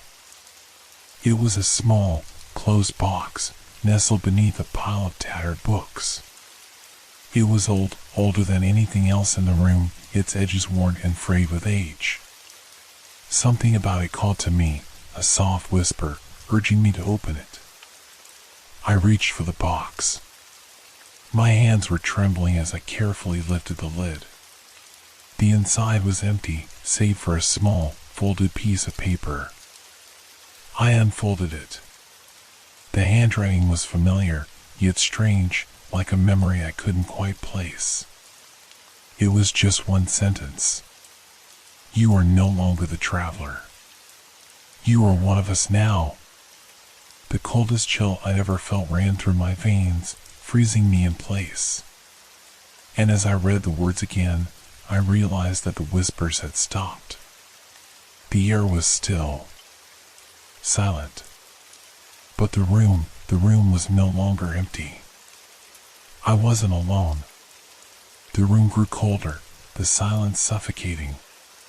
The shadows, once still, began to move again, their shapes stretching and contorting along the walls like living things. My breath caught in my throat as I felt the air grow denser, heavier, each inhalation more difficult than the last. I could hear the faint rustling, like footsteps. No, not footsteps. More like the scraping of claws on the floor, dragging, searching, coming closer. The walls, those walls that had once seemed like mere spectators in this nightmare, were no longer neutral. They were part of it. They were complicit. The shadows pooled in every corner of the room, like ink bleeding from the walls, and I knew, with a sinking certainty, that they were no longer just reflections. They were something else, something that had once been human, but had long since lost its form, its identity. I turned my back to the door, heart racing, my pulse drumming in my ears. The cold draft I'd felt earlier now felt like icy fingers creeping along my spine, pulling me deeper into the room. The shadows pressed in on me, their movements slow, deliberate. I could feel their eyes, unseen but undeniably present, watching me, waiting for me to make a mistake. I tried to focus, tried to move quickly, but my body felt like it was filled with lead, heavy and slow.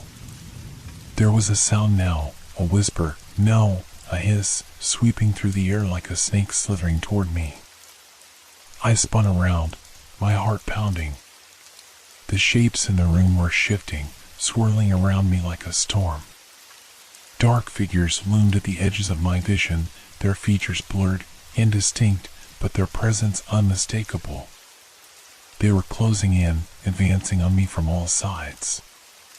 One of them reached out, its arm long and unnaturally thin, the fingers stretching, elongating as it reached toward me.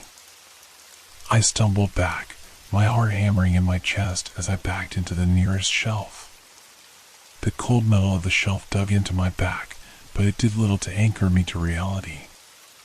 The figure in front of me shifted again, and suddenly, it was there. I gasped, instinctively throwing my hands up in front of my face as if it could protect me. Its face, if it could even be called a face, was a hollow void, a gaping blackness that seemed to pull at the light, distorting everything around it. Its mouth was an impossibly wide slit, stretching from ear to ear, filled with jagged teeth that seemed to vibrate, as if anticipating the taste of flesh. It let out a low, guttural growl, and I felt the vibrations echo deep within me, as if its voice had taken root inside my chest. I froze, caught in its gaze.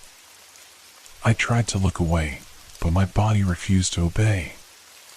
A cold sweat broke out across my forehead, my mind screaming at me to run, to get out of this place.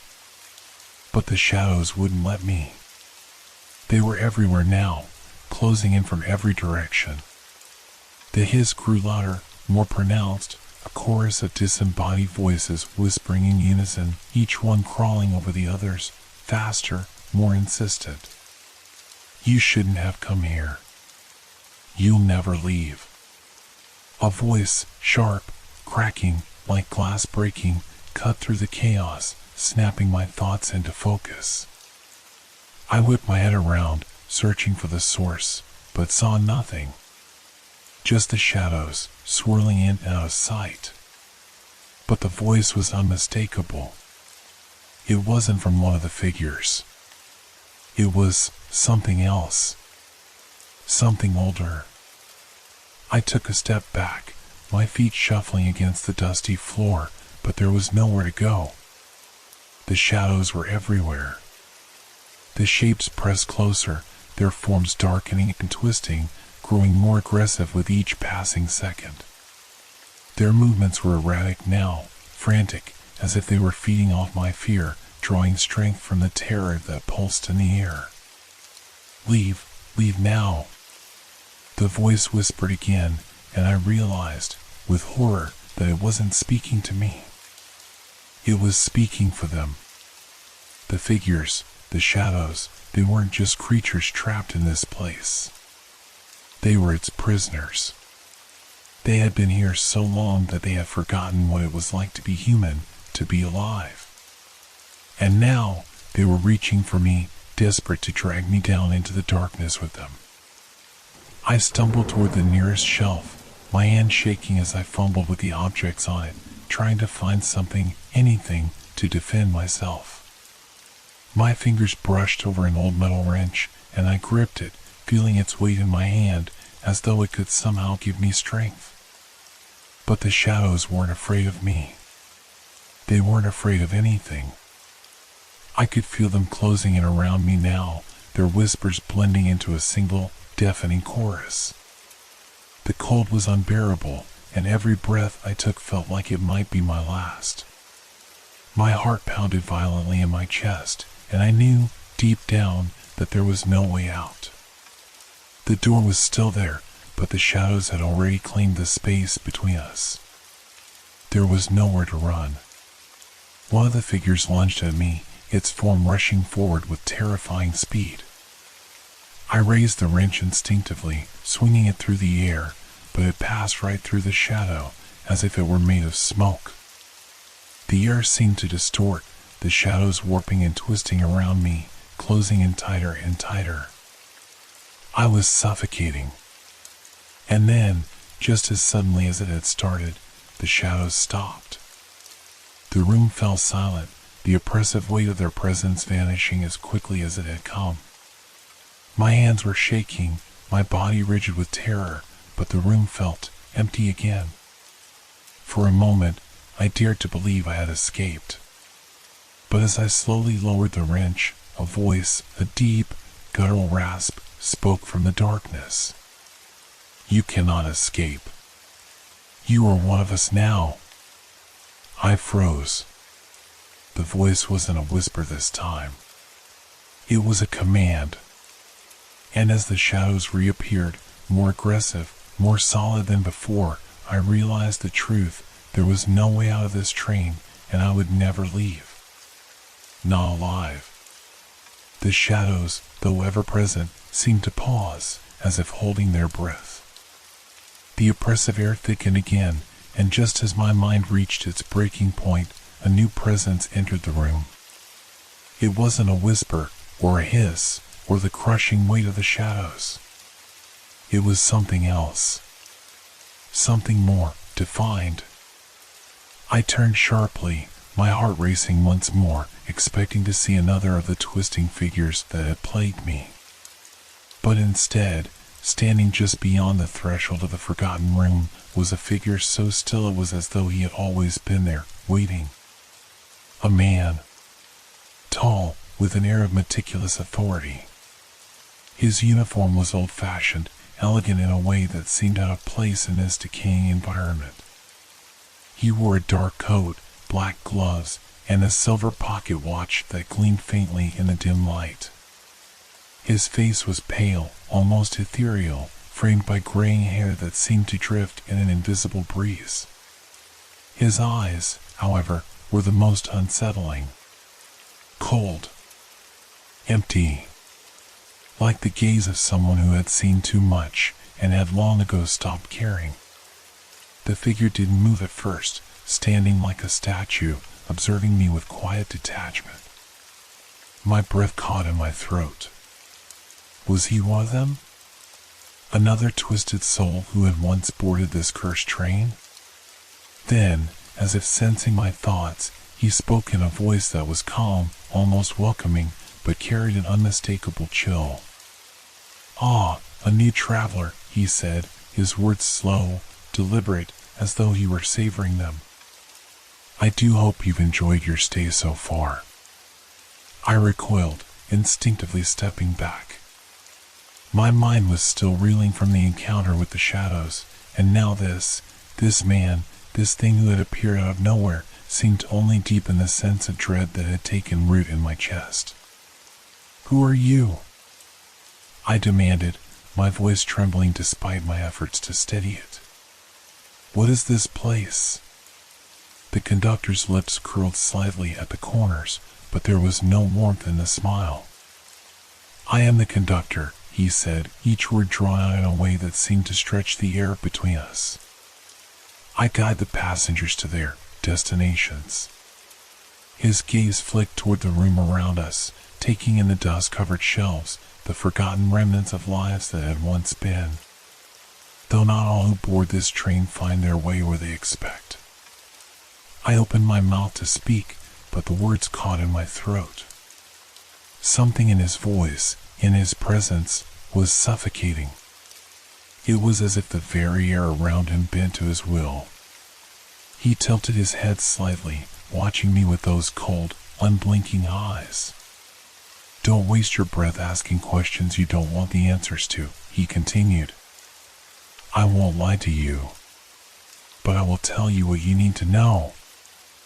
I wanted to shout, to demand to be set free, but the fear that had gripped me since I boarded this cursed train was now an iron vice around my chest. I could hardly breathe. "What is this place?" I tried again, my voice barely above a whisper.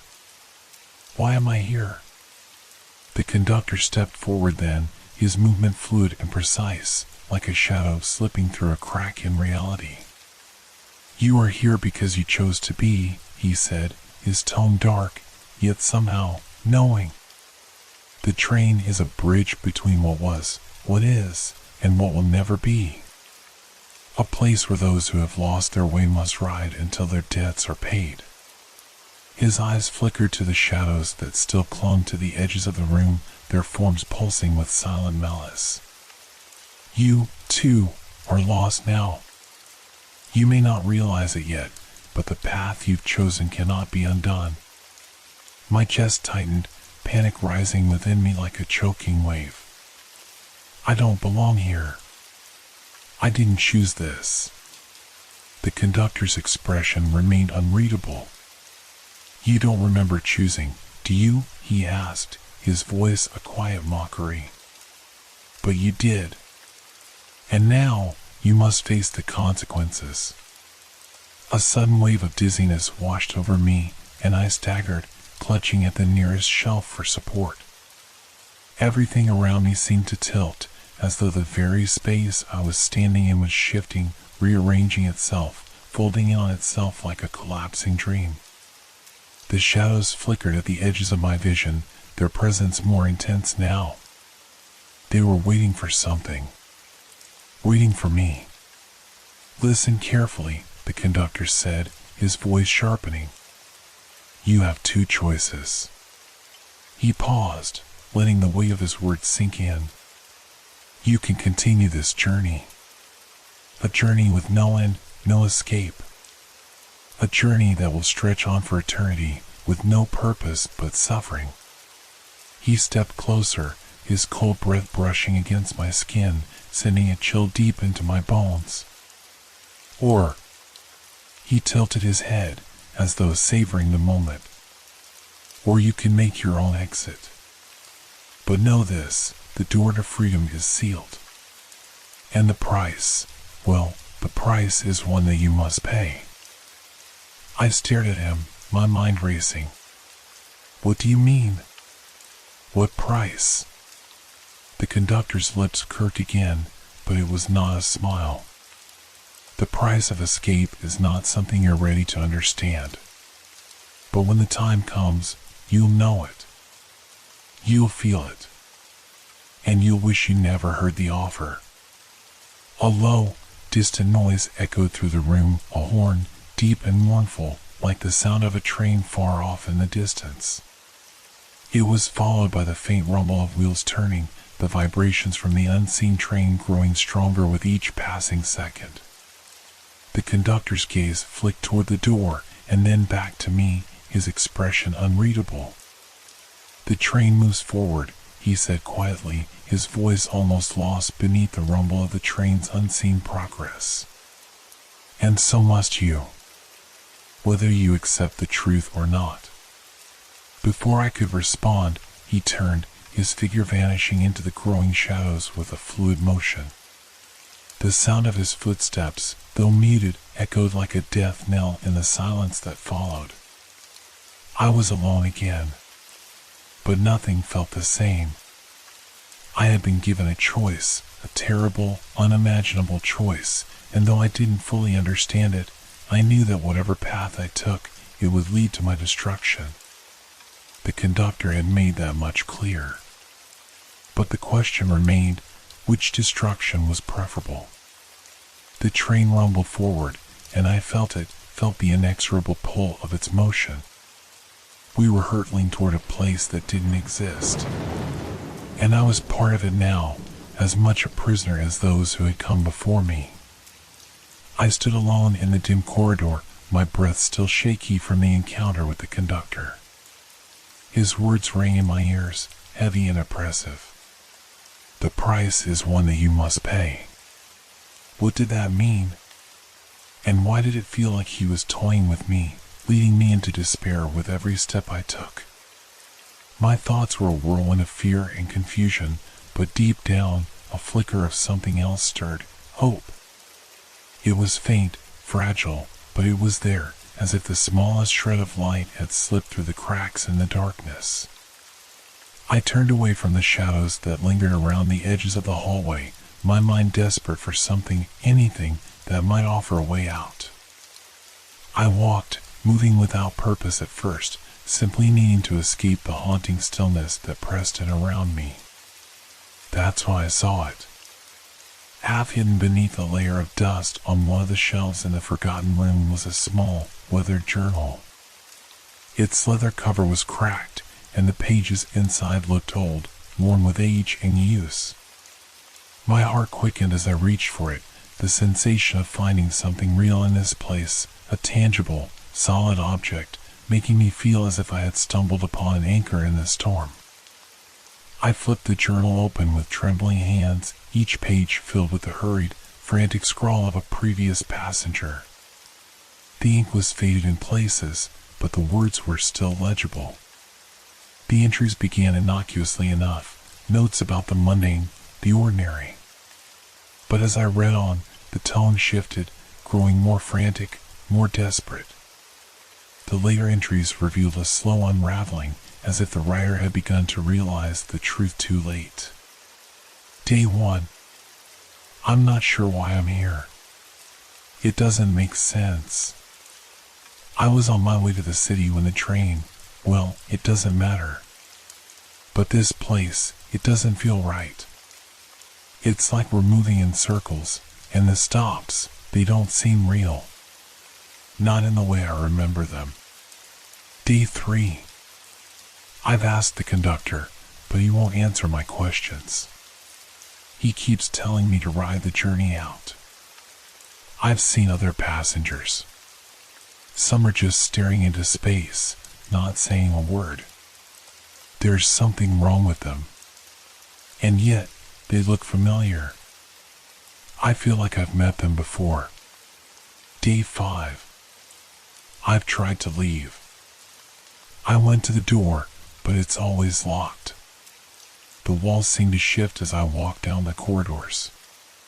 There are places on this train I never thought I'd find, hidden rooms, tunnels that lead nowhere. I'm starting to think we're not just stuck in a place. We're stuck in time. Day 7. I overheard someone mention the price. The price of escape. I don't know what it means yet, but I can't ignore it. The shadows, the cold, it feels like it's pulling at me, like this place is feeding on my fear. Day 10. I found something. A way out, maybe. I don't know if it's real, but there's a hidden passage, a place where the train doesn't reach. It's in the deepest part of the train, beyond the rooms where the shadows hide. I think it's the only chance we have, but it's dangerous. I'm not sure if I'll make it, but I have to try. The journal dropped from my hands, the final entry still haunting my thoughts. A hidden passage, beyond the rooms where the shadows hide. Could it be real? A way out? The journal's author had clearly believed so, but they had never returned to tell the tale. I felt a wave of dread course through me. Had they failed? Had they fallen victim to whatever haunted this place, or had they found freedom? I looked around the room, the shadows flickering along the walls, and for a brief moment, the oppressive weight of despair lifted. There was a chance, a fragment of hope, that I could escape. I had to find this hidden passage. The train's endless, twisting corridors, the shifting walls, and the relentless shadows, they all felt like a prison that had been built to trap us. Forever. But somewhere, buried deep within, was a way out.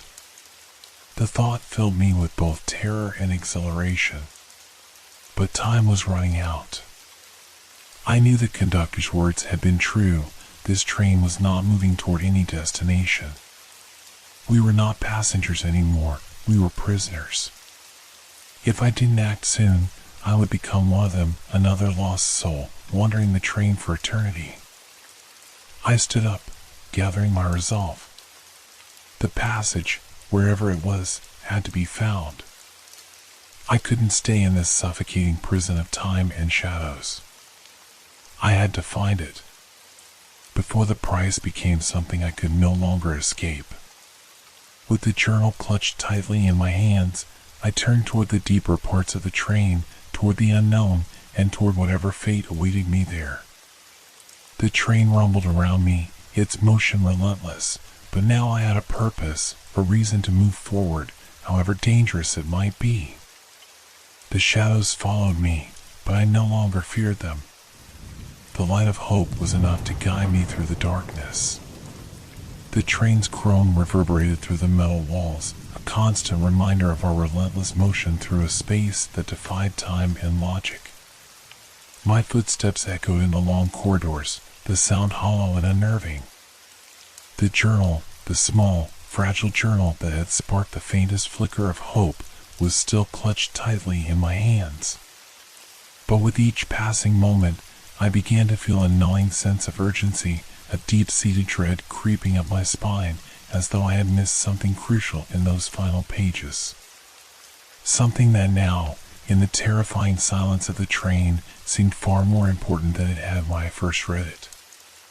I turned the pages again, feeling the brittle paper between my fingers. The ink was fading with time, but the words were still sharp in my mind. The last entry, the one that spoke of the hidden passage, had been written with such fervor, as if the writer had known they were running out of time. But it wasn't just the passage that was mentioned, it was something darker, something more insidious. Day 11. There's a point of no return. I feel it now. We all do. The shadows are growing stronger.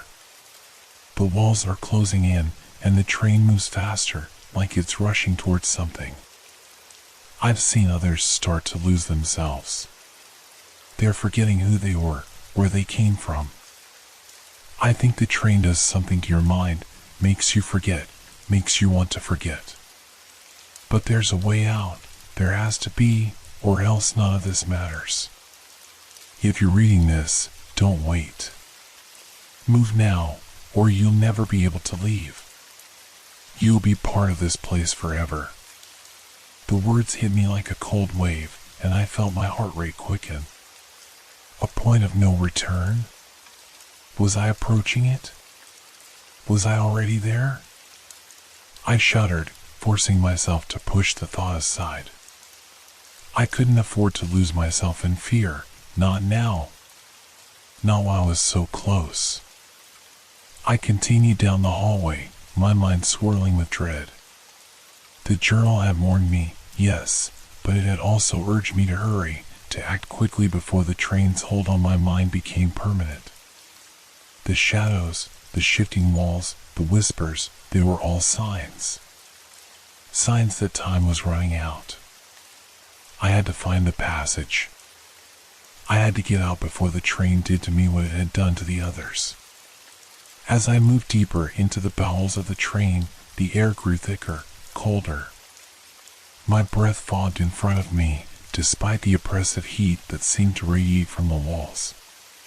There was a smell too, a musty, decaying odor that made my stomach churn.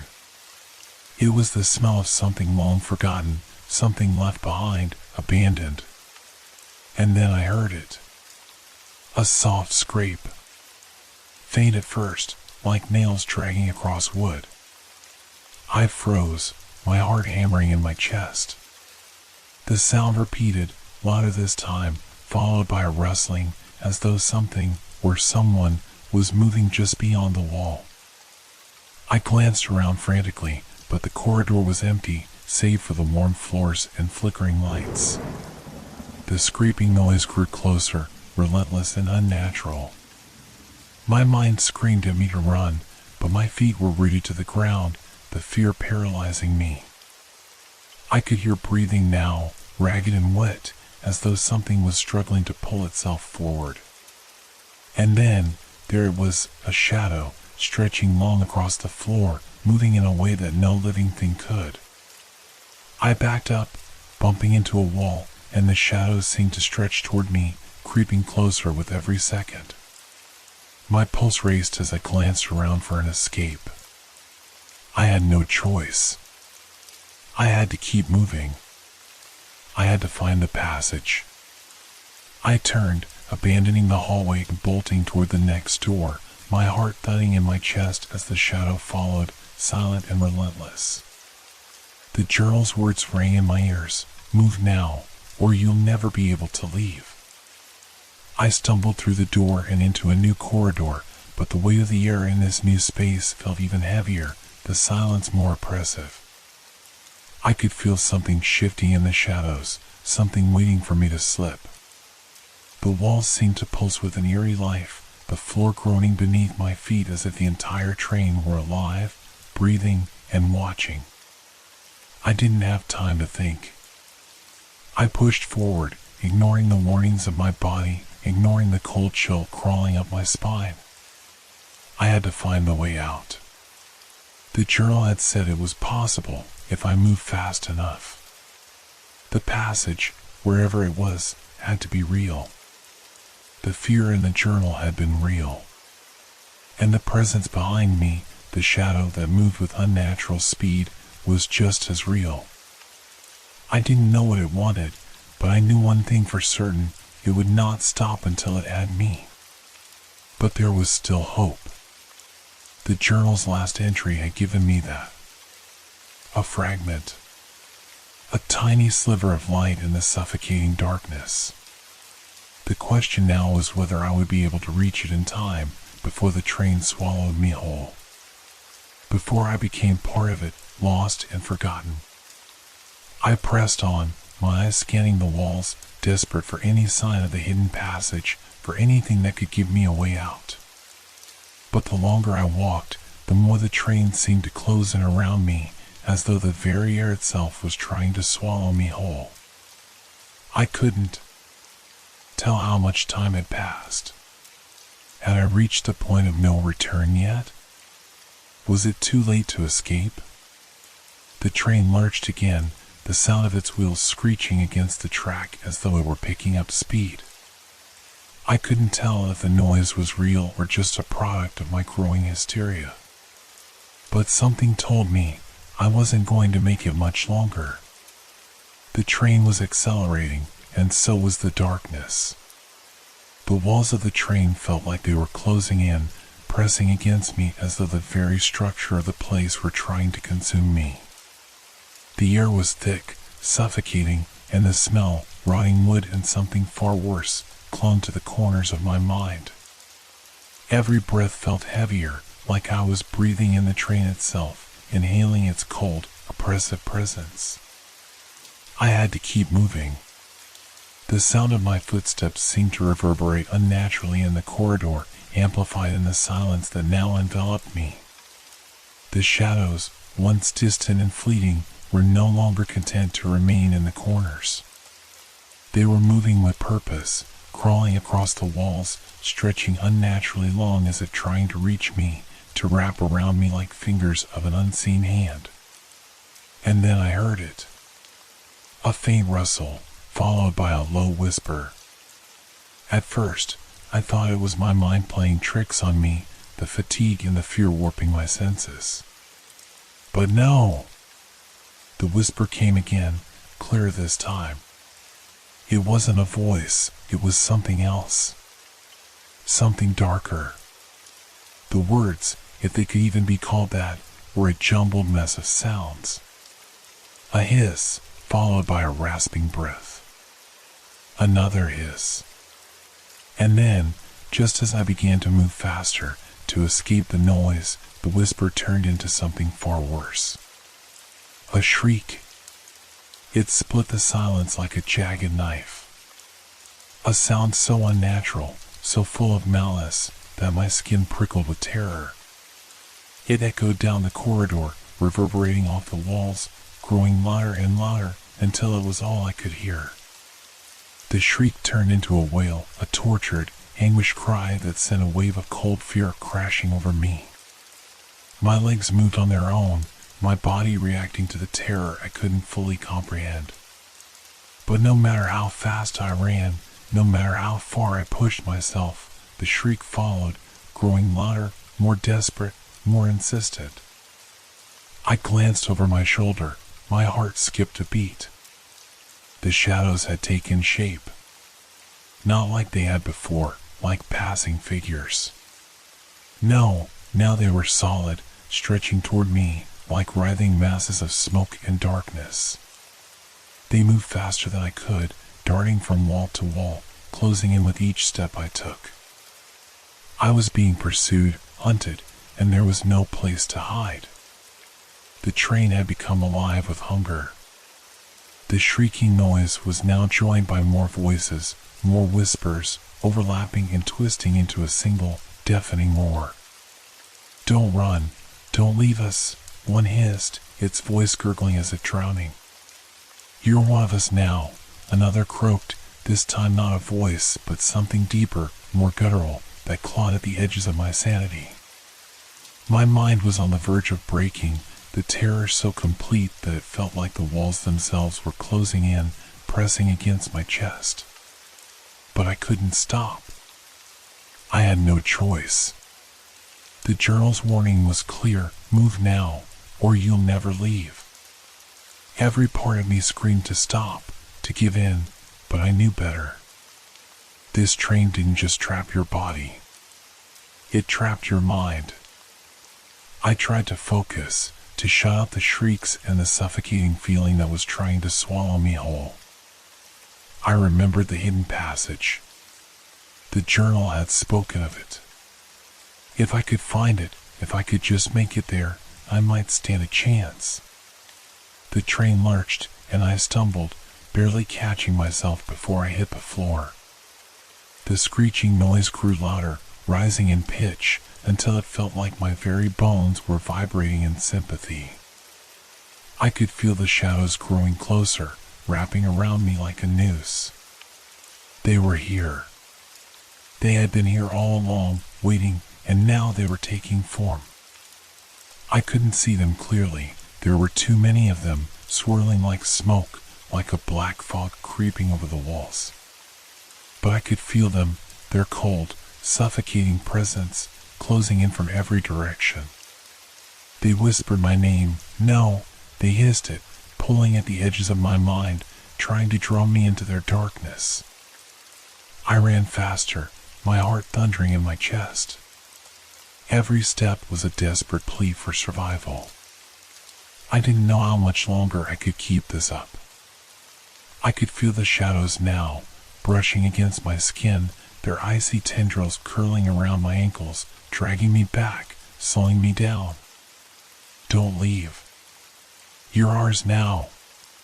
The words echoed, mingling with the shrieking and the wailing, until they were one singular, horrifying chorus, driving me to madness. Then, just as the shadows seemed to engulf me, something shifted. I don't know what it was, but the pressure, the unrelenting pursuit, seemed to falter for just a second. It was like a crack in the dark, a fleeting moment of freedom. I turned a corner, my breath ragged, and for the first time in what felt like an eternity, I saw it. A door. It was barely noticeable, tucked into the far corner of the corridor, half hidden behind the curling darkness. But it was real. Solid. A real door. And in that moment, I knew it was my chance. It was the passage. The one the journal had spoken of. I didn't hesitate. I ran for it, bursting through the door, slamming it behind me just as the shrieks reached a deafening crescendo. Silence. For a moment, there was nothing but stillness. No shrieks, no whispers, no shadows chasing me. I dared not turn around. I stood frozen, my chest heaving as I tried to calm my racing heart. I had made it, for now. But the terror still clung to me, and I knew this wasn't over. Whatever was on the other side of that door was not salvation. It was just another part of the train. And it was waiting. The pursuit was far from over. The door slammed shut behind me, and the silence that followed was almost worse than the shrieking. The absence of sound felt like a suffocating pressure, as if the very air had thickened to weigh on my chest. I stood frozen for a moment, my hand still on the cold brass handle, breathing deeply as my mind tried to process the sheer relief of being out of the corridor, away from the shadows, away from the shrieks that threatened to unravel me. But the moment didn't last. I could feel something shifting just beneath the surface of the quiet, like the train was holding its breath, or perhaps I was. I took a cautious step away from the door, my feet echoing against the floor, and looked around. I was in a new carriage, different from the others. The walls here were lined with worn velvet seats, faded from time and use, and the overhead lights flickered sporadically, casting long, dancing shadows on the floor. It was like any other compartment on this train, dim, aged, decaying, but there was something different about this one. A subtle shift in the air. A lingering sense that I wasn't alone. I moved forward, my steps unsteady. The train swayed with its relentless motion, the creaking of its frame the only sound. But as I passed by the seats, I froze. There, sitting in one of the seats, staring at me with wide, vacant eyes, was me. I blinked. My own reflection, though twisted and hazy, was staring right at me, sitting there motionless, as though waiting for something. It wasn't an echo or reflection, it was me, in the flesh, right there in front of me. My heart skipped in my chest. I took a step back, unsure if my mind was playing tricks on me or if something deeper was at play. I stared at my doppelganger, myself, trying to make sense of what I was seeing. Was I hallucinating? Had the madness of this train finally consumed me? I closed my eyes, took a deep breath, and when I opened them again, the figure was still there. This isn't possible. I turned quickly, my pulse racing, but when I looked toward the end of the carriage, I saw myself again. No, the same me, sitting in another seat, in a different spot, doing the same thing, staring blankly ahead. My stomach turned, and the world seemed to lurch with the sensation of vertigo. My vision blurred for a moment, and I thought I might collapse from the weight of it all. I staggered toward the other side of the carriage, and once again, I saw it, me. But this time, there was something off. The me in the seat was different, older, faded in some way. As if I were staring at a version of myself from a past life, or perhaps a version that had already been consumed by the train. I didn't want to look, but I couldn't stop myself. My body moved in response to the sight, drawn forward by an unseen force, and as I approached, the figure of myself again, stood up, slowly, eerily, like a puppet on strings. It's not me, I thought desperately. It can't be. I backed away, but the figure mirrored my every move, standing in perfect unison with me. I spun around, expecting to escape, to flee down the corridor, but as I did, I found that the hallway had changed. The walls stretched longer, the doors now further away, as though the train itself was distorting around me, pulling me deeper into its endless, looping nightmare. I heard the sound of footsteps, and I turned. There was another me, walking toward me, but this one was different again, disheveled, tired, worn down by time. This version of myself looked at me with a haunting familiarity, the same vacant eyes, the same expressionless face, as though they had already given up on escape. The closer they came, the more I realized the truth. I was stuck. Trapped. And the train, with its twisting corridors and endless motion, was folding time around me, forcing me to relive my own actions. I reached out, desperate, but the figure passed by me as if I were a ghost. I looked to my left, and there I was again, sitting in a seat exactly like I had been moments ago. But this time, it wasn't just one me. There were two me's sitting next to each other. And behind them, more versions. More shadows of myself, each locked in their own loop, each trapped in their own cycle of this train. Every version of myself looked at me, their eyes vacant, filled with the same fear, the same resignation. No, this can't be happening. This is not real. but I couldn't escape it.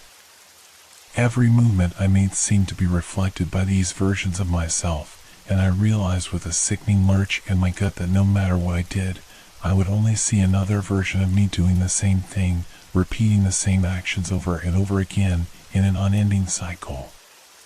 It was as if time was folding in on itself, looping, trapping me in this never-ending repetition. Each decision I made, each step I took, was already happening in another carriage, somewhere else in the train, as though the train were mocking me, showing me the futility of trying to break free.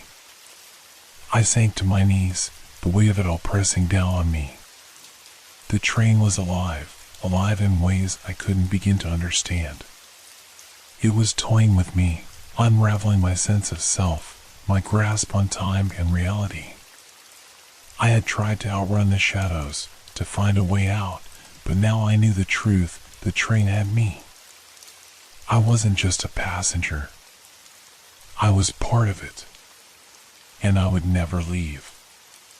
As I stared at the endless parade of my own broken reflections, I realized something far more terrifying than the shadows that hunted me or the shrieks that echoed through the train. This wasn't just a train, it was a prison, a loop, and there was no way out. No escape from what had already happened. The air had grown thicker, heavier, almost as if the train itself had become more oppressive in its twisting labyrinth. The corridors seemed endless, stretching further than they should, every turn a repetition of the last. The sensation of being watched, of being hunted, never left. It gnawed at my skin, a persistent itch that I couldn't scratch, a constant reminder that no matter where I went, I was still trapped within the train's merciless grip. I stumbled into another compartment, more by instinct than intention, desperate for a moment of respite from the unrelenting cycle of despair. This one was dimly lit, the walls lined with worn upholstery that seemed to sag under the weight of too many years. There was a single window, covered in grime, which allowed only a sliver of the outside world to peek through. But the view was nothing more than a blur of endless, darkened tracks stretching into the void. I wasn't alone. At the far end of the compartment, sitting by the window, was a passenger, a man, or what was left of one. His face was gaunt, hollowed out by hunger or perhaps something worse. His clothes were tattered, stained with dirt and time. Yet, his eyes were what drew me in, hollow but piercing, as if they had seen too much for any human mind to bear. He sat motionless, his gaze fixed on something outside, lost to the world around him. I approached cautiously, my footsteps muffled on the worn carpet beneath my feet. There was a sense of inevitability in the air, something that made my chest tighten. This was a man who had experienced things I couldn't yet comprehend. I stopped a few feet away from him, unsure whether to speak or not. His head slowly turned toward me, and for a moment, I thought I saw a flicker of recognition in his eyes. "You're new," he said, his voice rough, like gravel grinding beneath a heavy boot. It wasn't a question, but a statement of fact. His eyes didn't meet mine directly, they looked through me, as though I were another ghost, another fleeting reflection passing through the endless train. I swallowed hard, trying to gather my thoughts. "How long have you been here?" I asked, though I feared the answer. The time in the train was impossible to track, its constant movement playing tricks on the mind. He let out a low chuckle, a sound that didn't carry joy but sorrow. "Long enough to understand the price," he muttered, almost to himself. "Long enough to know that leaving this place comes at a cost." I frowned, confusion and dread curling inside me. "What do you mean? What cost?" He turned to face me fully now, his gaze sharp, unnervingly focused. "The price of freedom," he repeated, as if weighing the words on his tongue. "This train, it doesn't just take you. It takes pieces of you, pieces you don't even know you're willing to give up. Your memories, your desires, your very sense of self. The longer you stay, the more you give away. But if you want to leave. He trailed off, and I could feel the weight of the silence pressing in, thick and suffocating. I leaned in, desperate for more, desperate for something, anything that could explain the madness I was trapped in. What happens if you want to leave? I asked, my voice trembling, almost afraid to hear the answer. He stared at me for a long moment, his eyes flickering with something, guilt, fear, or perhaps recognition. You give something precious. Something that can never be replaced. His words were like ice, seeping into my bones. I knew what he meant before he even said it. The train didn't just trap you physically, it took what you held most dear, the parts of you that made you who you were. And in return for your freedom, you would lose them forever.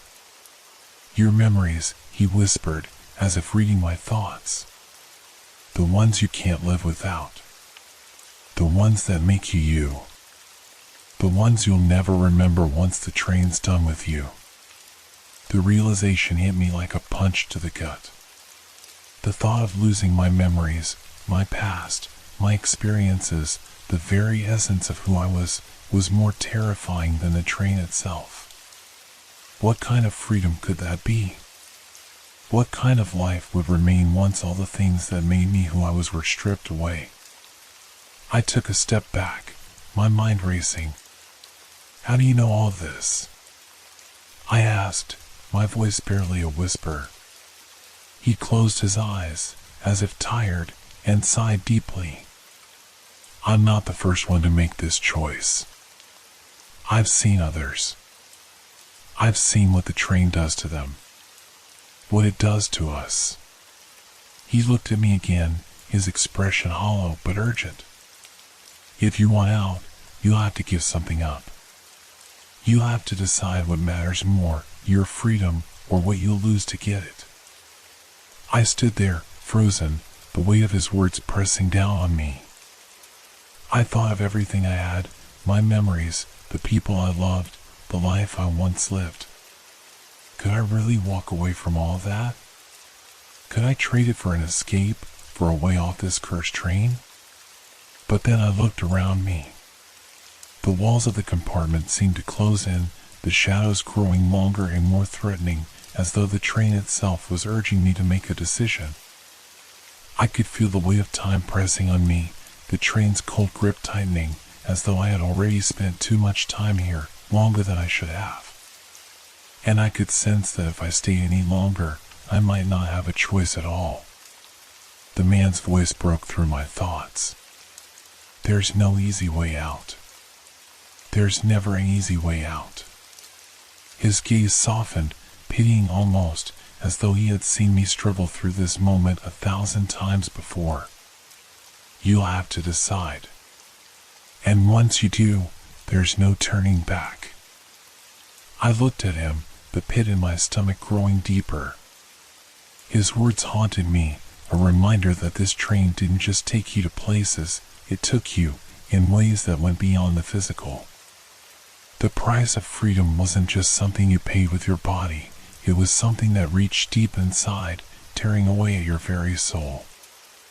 I don't know if I can, I whispered, more to myself than to him. I don't know if I can give up who I am. The man gave me a small, sad smile. None of us can. But sometimes, you have to. If you want to survive.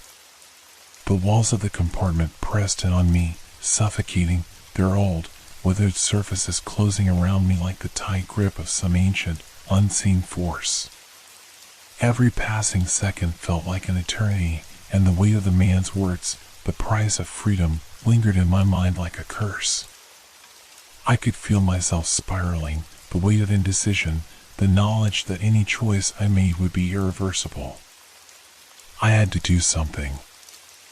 I had to break free of this madness. My hand gripped the edge of the nearest window, cold and unyielding beneath my fingers. The glass was streaked with grime, dust, and years of neglect. The outside world was nothing more than a swirling blur, a perpetual blackness stretching beyond the train's darkened windows, as if it were all part of some endless night. But I needed to escape.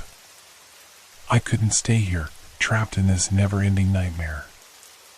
I turned my gaze to the man once more, his face a hollow reflection of the torment I felt within.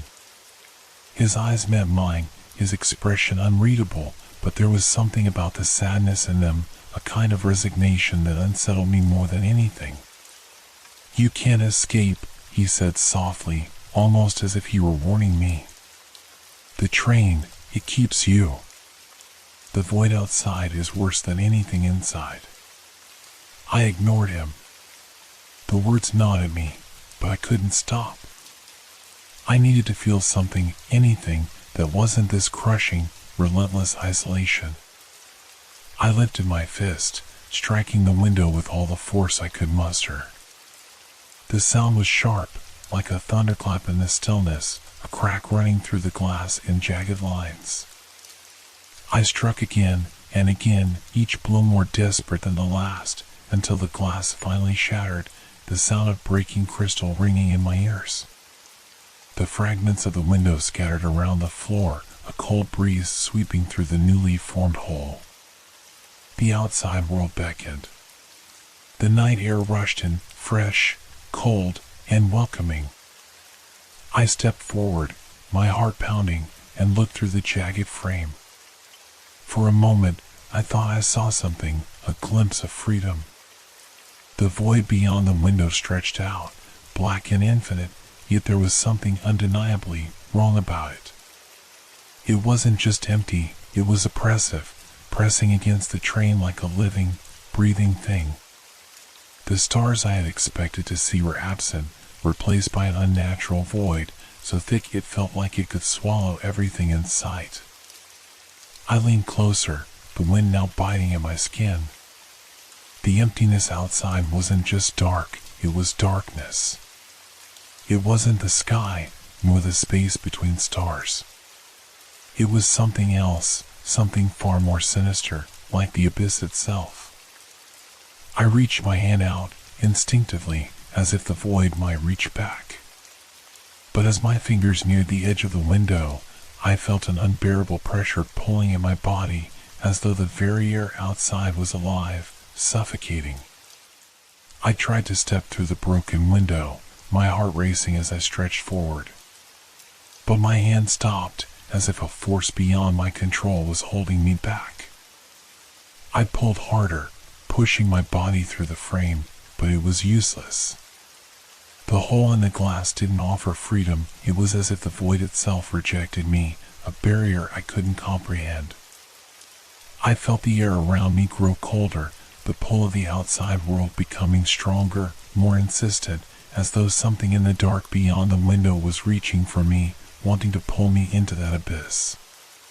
The moment stretched on, my entire body thrumming with the terror of being caught between two worlds, the one I knew, trapped on this forsaken train, and the one outside, a darkness that was far worse than anything I could imagine. With a final, gut-wrenching effort, I tried to pull myself through, but it was futile. My body refused to move further. The air outside, the void, pressed harder, dragging at my limbs, as if trying to claim me. I stepped back, gasping for air, my heart racing as the window's frame closed in around me. I was pinned between the safety of the train and the terrible unknown of the void. I fell to my knees, breathless, shaking, and looked back into the compartment. The man sat there, still as a statue, his gaze fixed on me with a knowing, sorrowful expression. I had thought the broken window would be my escape, a way to break free from the train's grip. But it only revealed the terrifying truth: there was nothing outside. The void was infinite, impenetrable. The space between the train's tracks led to nowhere. To nothing. I was trapped. And now I understood. Breaking the window hadn't brought me closer to freedom, it had shown me the hopelessness of the situation. There was no world outside. There was no escape. The train, in all its twisted, horrific glory, was the only reality left. The train had slowed, its screeching wheels protesting against the inevitable. I could feel it, a shift, subtle yet undeniable, as though the tracks beneath us had changed. The rhythm of the train, once constant, now seemed uneven, as if something far darker and more terrible awaited at the end of this twisted journey. I couldn't remember when it had happened. Perhaps it had always been this way, but a creeping sense of finality had settled over me. The train was no longer just a prison, it was now a force, a conscious entity, intent on dragging me deeper into its inescapable maw. The last few days had been a blur, sleepless nights filled with shadows, whispered voices, and constant dread. I had seen too much. I had heard too much. The train's unrelenting momentum had ground me down to a trembling, broken shell. And yet, in the depths of my fear, a small, desperate part of me still clung to the idea that there was a way out. Somewhere, deep within the labyrinth of this monstrous vessel, there had to be an escape. There had to be. But the moment of truth had come. The conductor had arrived. I first heard the footsteps, the slow, deliberate tap of boots against the wooden floor echoing throughout the compartment.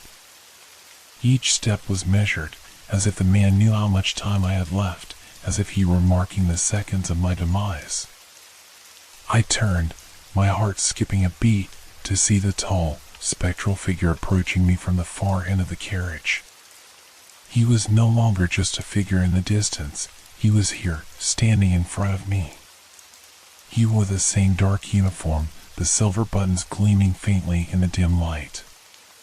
His face was shrouded by the same shadow that had once made him seem like an empty void, but now, as he drew nearer, I saw his eyes more clearly. They were black, empty, devoid of humanity. A hollow pit of nothingness that could never be filled. "You're almost there," the conductor's voice rumbled, deep and unsettling, like the sound of a train's whistle in the dead of night.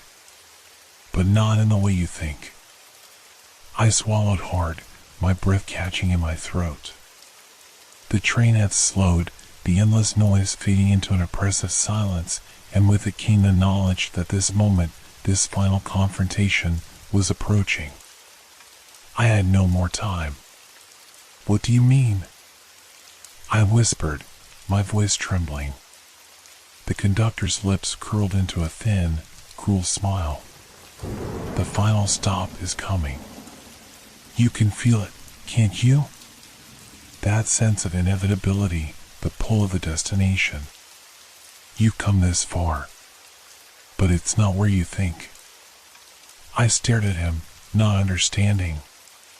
The desperation inside me clawed at my chest. "Please, there has to be a way out.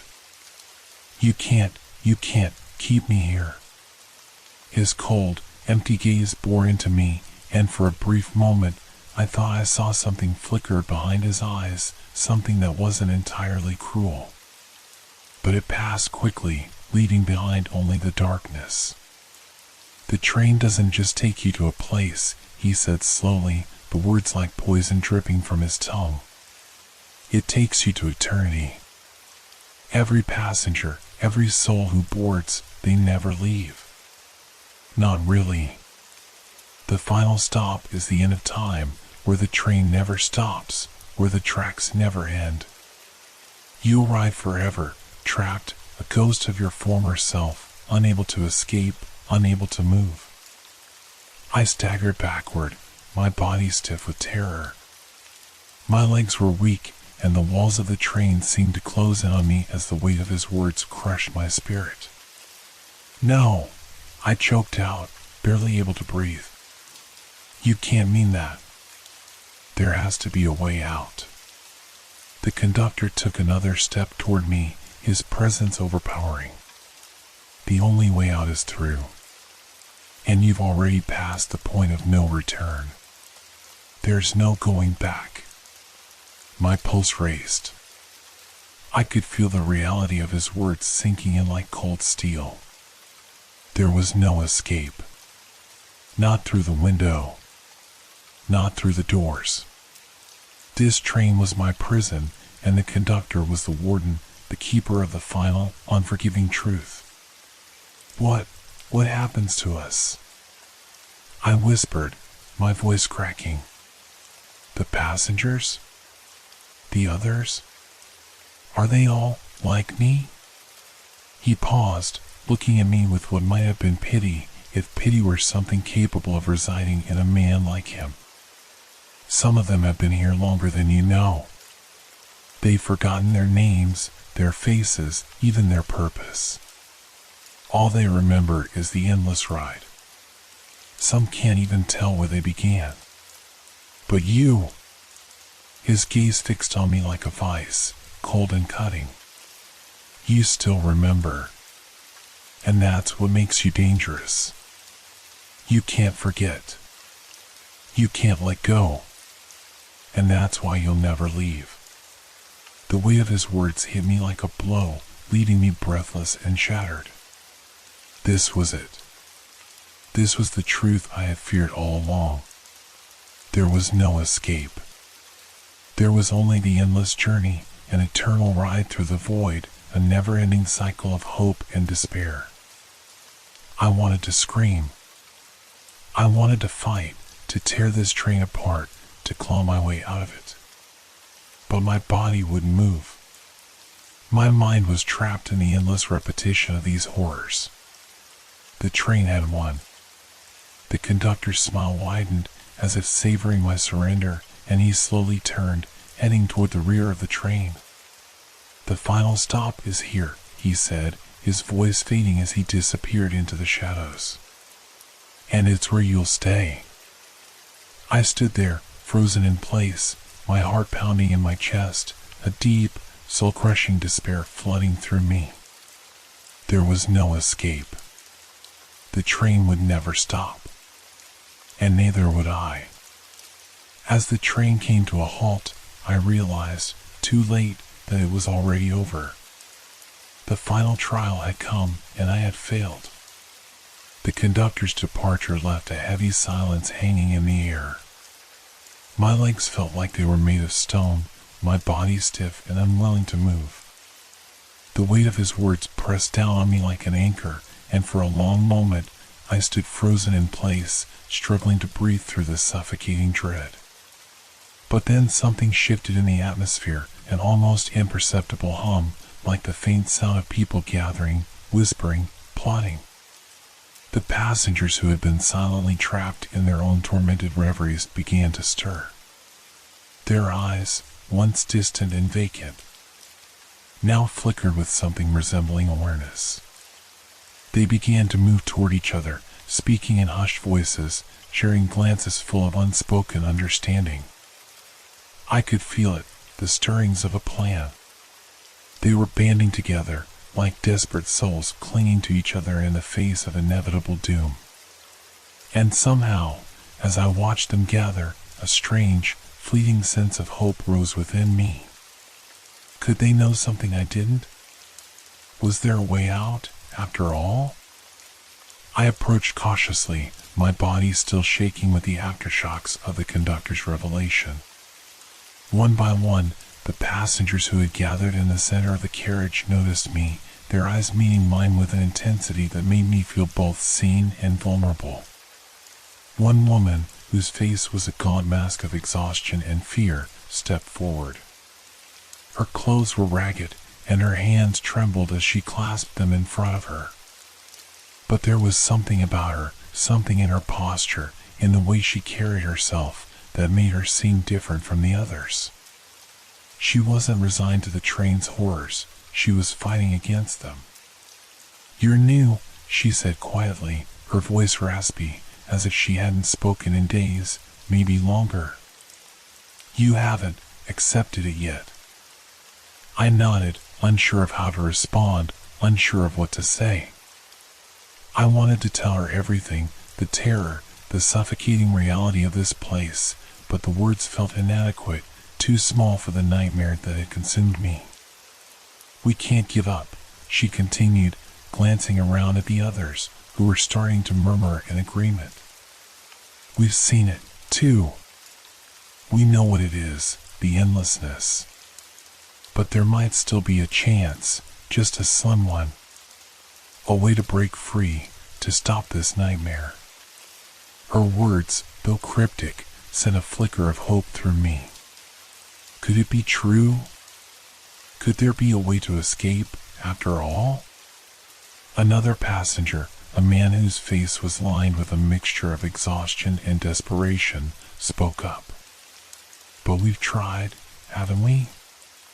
Every door, every window, every corner of this train, we've all looked. And we've all failed. I felt the truth of his words settle on like a heavy stone. I had tried, too. The broken window, the endless corridors, the dark whispers, none of it had led to freedom. Still, there was something in the woman's eyes, some stubborn fire that hadn't been snuffed out by the years of torment. Maybe, just maybe, she was onto something. I've heard rumors, she said, her voice growing more urgent. They say the train has a heart. Somewhere deep inside it, there's a place that controls everything. A place where time doesn't exist, where the tracks converge and split. The heart of the train is where all its power comes from. The words sent a ripple of unease through the group, but the woman didn't falter. If we can find it, if we can reach it, we might be able to change the train's course. We might be able to stop it. But we have to act fast. The final stop is almost here.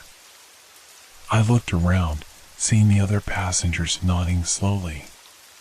Some of them seemed skeptical, their faces weary with the weight of countless failed attempts. Others, like the woman, had a strange kind of resolve in their eyes, as though they had already made up their minds to take this last, desperate gamble. Where do we start? I asked, my voice shaking, but a spark of determination flaring in my chest. The woman's gaze softened, and for the briefest of moments, I thought I saw something like sympathy in her tired eyes. We start by sticking together. The train will try to pull us apart, it always does, but if we stay united, we might have a chance. I nodded, my heart pounding with a renewed sense of urgency. I didn't know if this was truly a chance for freedom or just another illusion like all the others. But I knew one thing, I couldn't stay passive anymore. I couldn't let the train drag me into its endless spiral of despair. The others began to gather around the woman, forming a ragged but determined group. There was a kind of unity among us now, a shared resolve that hadn't been there before. Whether it was hope or madness that drove us, I couldn't say. But I knew that together, we would face whatever this place threw at us. The train had given up on us long ago. Now, it was time for us to fight back.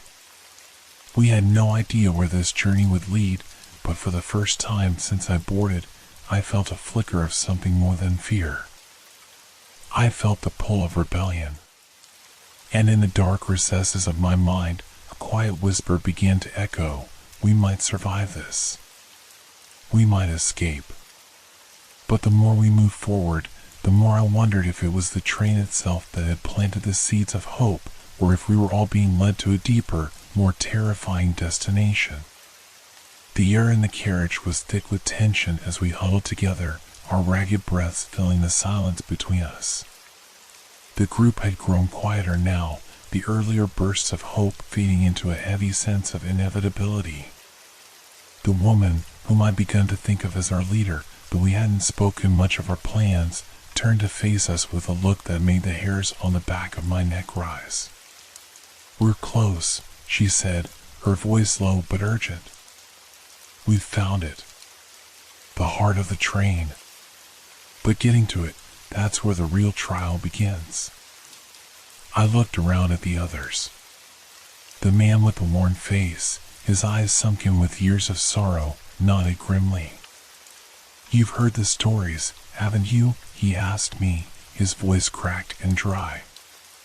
"People who've tried before.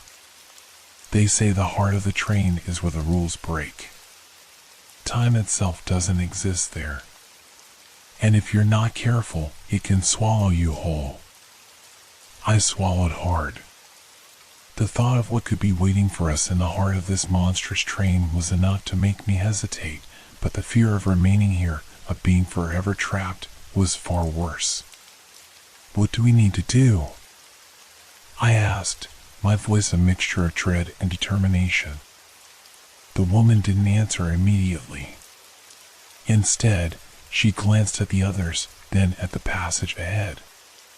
The corridor we were standing in had grown darker, the shadows stretching unnaturally as if the train itself was trying to drag us back into its heartless grip. The air felt colder, charged with something like static electricity. I could feel the pull of the train intensifying, as if it were aware of our plan, and it was preparing to tear us apart. "We have to make a leap," she said finally, her voice firm.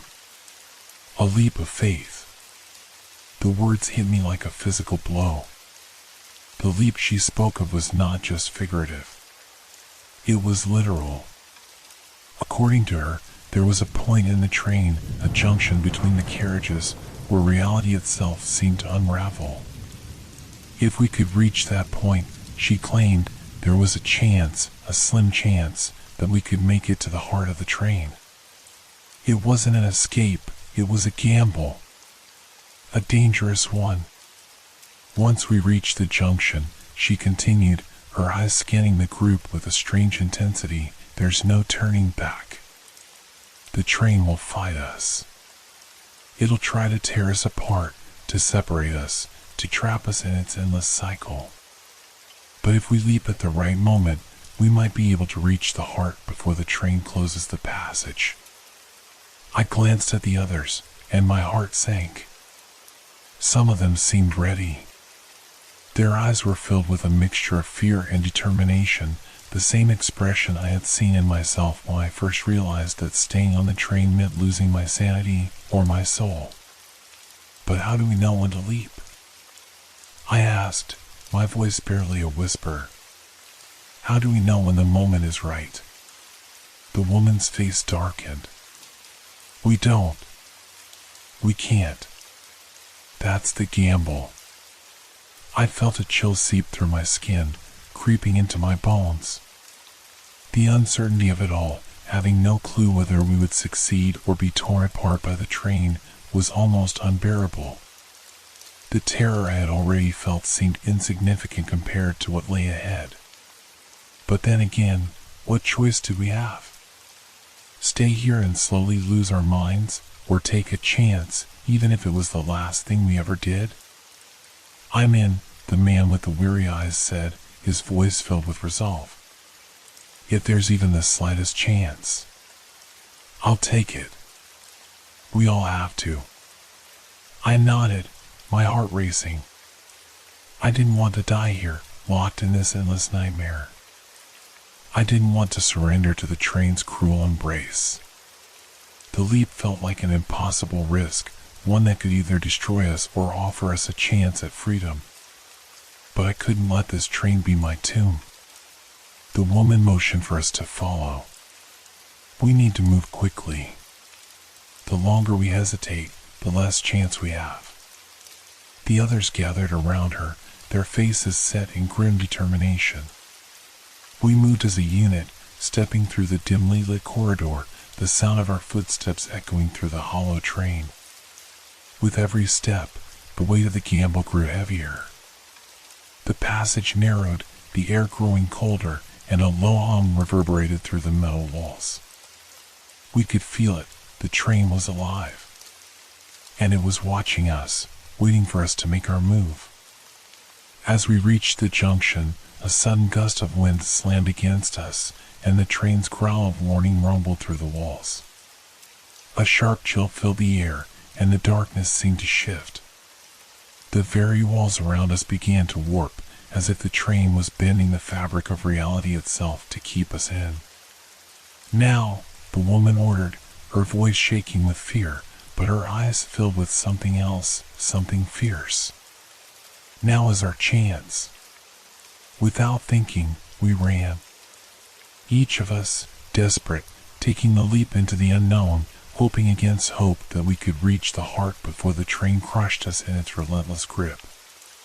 But as I leapt into the darkness, I wondered if the leap of faith would deliver us to freedom or if it would be the last choice we ever made. The answer, I feared, was something we would only know when it was too late. The leap felt endless, as though time itself had stretched out into an infinite void. My body moved through the air, and for a fleeting moment, I felt weightless, untethered from the suffocating grip of the train. But just as quickly as the moment of freedom arrived, it vanished. The world around me shifted violently, and I slammed into the cold, metallic walls of the train with a sickening thud. The impact stole my breath, but there was no time to recover. I scrambled to my feet, heart hammering in my chest. Around me, the others were doing the same, their faces pale and wide-eyed with terror as they looked around at the swirling darkness that had swallowed us whole. We had entered the tunnel of souls. The air grew thick and heavy, as if something was pressing down on us, urging us to turn back. A high-pitched hum, like 1,000 voices screaming in unison, filled the space, reverberating off the walls. The train sped forward, plunging us deeper into the abyss. I could barely see my own hands in front of me, the only illumination coming from the dim, flickering lights that struggled to cut through the oppressive dark. Then, through the darkness, I saw them. Faces. Hundreds of them. Thousands. Pressed against the windows, distorted and twisted by the dark glass. They were pale, their features slack with anguish. Their eyes wide and desperate, their mouths open in silent screams, their hands outstretched toward us. It was as if the very souls of the damned were trapped within the walls of the tunnel, their forms suspended in eternal torment. I gasped, stepping backward in horror. The faces seemed to move. No, they were alive. Each one was a soul, a lost traveler who had been consumed by the train, their identities erased by the endless journey. Some looked familiar, like faces I had seen in passing moments, strangers I'd crossed paths with in the mundane world. But their eyes, those eyes, they were wide with panic, and their mouths seemed to stretch in silent screams, as if begging for release. The woman, who had led us to this point, gripped my arm suddenly, her nails digging into my skin. Her face was ashen, her eyes darting from window to window, unable to look away from the tortured souls outside. "This is it," she whispered, her voice trembling. "The train is feeding on them. They are the price of its power, trapped here, just like we are." I could feel the weight of her words sink in, a cold, suffocating feeling creeping into my chest. The faces pressed against the glass were like living reflections of our worst fears. Some of them stared at us, pleading, their eyes wide with recognition that we, too, were being pulled into the same fate. Others, however, were silent, empty shells that no longer seemed to care. They were beyond hope, beyond redemption, lost to the train's endless cycle. The man beside me, his face gaunt with despair, whispered, Do you think we're next?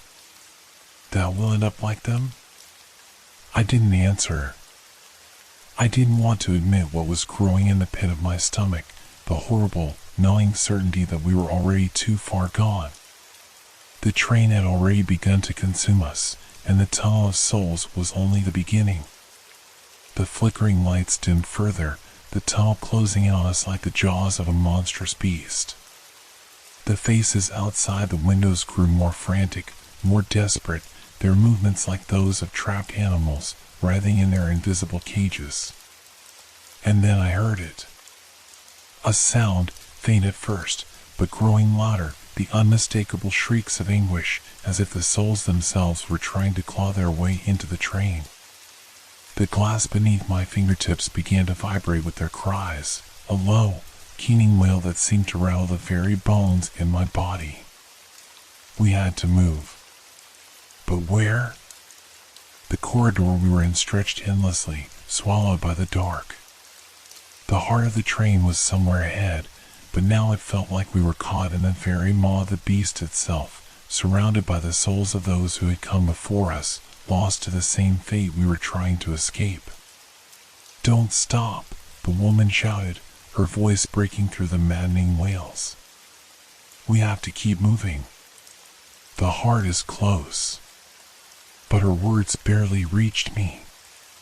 The walls were closing in, the faces pressing harder against the windows, their fingers brushing against the glass with an eerie, rhythmic tapping. I could feel the heat of their anger, the weight of their sorrow, pushing at me from all sides.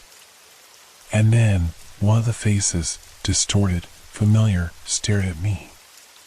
Its hollow eyes locked onto mine, its mouth stretching into a silent scream.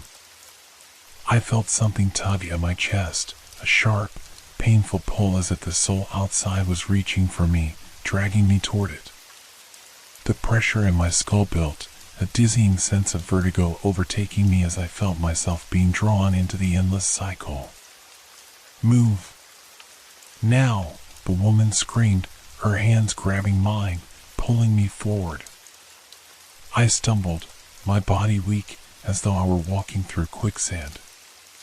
The tunnel was alive now, breathing with the souls of the damned, and I could feel its hunger. We had no choice but to run. But how could we escape something that was already inside us? The tunnel stretched on, its shadows swallowing us whole as we fled, but even as I ran, I couldn't shake the feeling that the tunnel was a reflection of something deeper, something darker within me, a part of me that was already lost, already becoming one of the faces outside the window. We ran, there was no other choice. The weight of the souls pressing against the train, their screams reverberating in the very core of my being, pushed us forward, urging us toward the final escape. The air was thick with the stench of desperation, and every step felt like it was pulling me deeper into the abyss. I could barely see through the chaos of the tunnel. The darkness around us seemed to close in tighter, suffocating, pushing us toward the end of the line. The flickering lights barely illuminated the path ahead, casting long, twisted shadows that seemed to reach out, clawing at us with unseen hands. The walls of the train shook with the relentless screams of the lost souls. Every footstep felt heavier, every breath more labored. I had no idea how much time had passed. Seconds, minutes, hours, perhaps. But it didn't matter. I had to keep moving. Ahead, in the distance, I saw it. A door. It appeared suddenly, like a vision from a dream or a nightmare. The door was dark, withered, as though it had been waiting for us. I didn't know where it led, but I had to reach it. We all had to. I pushed my legs harder, the others just behind me, their steps uneven, desperate. The woman, the man, they were all with me, but even in their eyes, I could see the same fear, the same uncertainty. But there was no time for hesitation. No time for doubt. "Keep going," the woman shouted, her voice ragged. "It's almost over." The door beckoned, but with every step, the shadows seemed to stretch longer, reaching out like a sea of darkness, trying to drag us back. My heart pounded in my chest, each beat a reminder of what we stood to lose. As I reached the door, I threw myself at it, my hand grabbing the cold, rusty handle. The moment my fingers brushed against the metal, the train's shrieks grew louder, and a sudden gust of wind whipped through the corridor, a shrill, biting howl. The door moved, it opened, and for the briefest moment, I thought I was free. But freedom, it seemed, was a cruel illusion. I stepped forward, ready to leave this nightmare behind, when a force gripped my body. The air around me crackled with tension, and the world shifted again, twisting, warping as though the very fabric of reality was being torn apart. And then, the door slammed shut.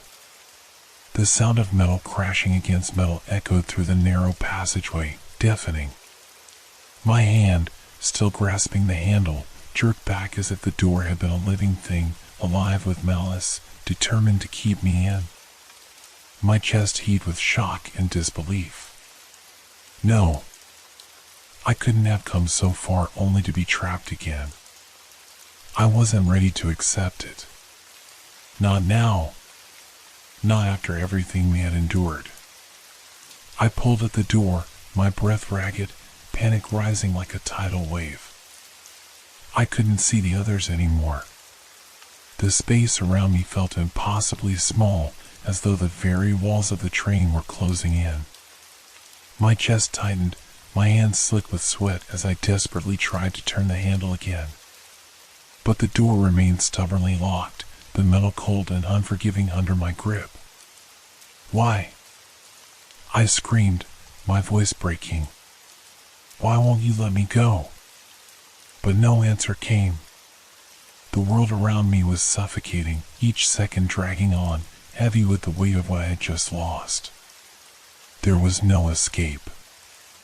I stumbled back, heart pounding in my ears, my mind a whirlwind of confusion and fear. The air was thick with a suffocating sense of finality. The train, the thing I had been running from, was closing in on me. The tunnel seemed to stretch endlessly now, the faces outside the windows now distorted into grotesque shapes, laughing silently, their eyes empty but somehow unknowing. They had won. The train had won. For a brief moment, I thought I saw something move behind the door. A shadow. A figure, someone, or something, watching me. I reached forward, hoping against hope that it would open, but my fingers met only cold metal. And then, a voice. Not from the figure behind the door, but from within my own mind, a whispering echo that seemed to come from the very walls of the train itself. You're not leaving. You can't leave. I froze, a cold sweat breaking out across my skin. The voice was calm, almost comforting, but it filled me with dread. I had been wrong. The door wasn't an exit, it was another part of the trap. There was no escaping the train. No way to break its cycle. I turned away, my legs shaking beneath me. The train had already taken everything, my hope, my sanity, and now it would take my soul. I could feel it now, the weight of it pressing in on me, wrapping itself around my chest like a vice. The door had closed, and with it, any last shred of hope. The first breath was the hardest. I gasped, pulling in air like a drowning man reaching for the surface, desperate for life. My lungs burned, but the feeling of the fresh air, the coolness of the night, was a strange balm against the suffocating darkness that had consumed me for so long. For a moment, I thought I had escaped the train, the endless cycle, the souls that had chased me through the endless corridors. I was lying on solid ground, the gravel beneath me rough against my palms. I could hear the gentle rustle of leaves in the breeze, the distant chirp of crickets, sounds so real, so normal, they seemed like a lifeline. My mind, still fuzzy with the remnants of my nightmare, tried to piece together the fragments of what had happened. I stood up slowly, my legs weak, my body trembling from the long ordeal. The night sky above was clear, the stars twinkling like distant promises of freedom. I took a hesitant step forward, my heart still racing, unsure of whether I was truly free. But then I heard it. A distant sound. The unmistakable click-clack of a train on the tracks. At first, I thought it was a trick of my mind, a lingering echo from the horrors I had just endured. But no!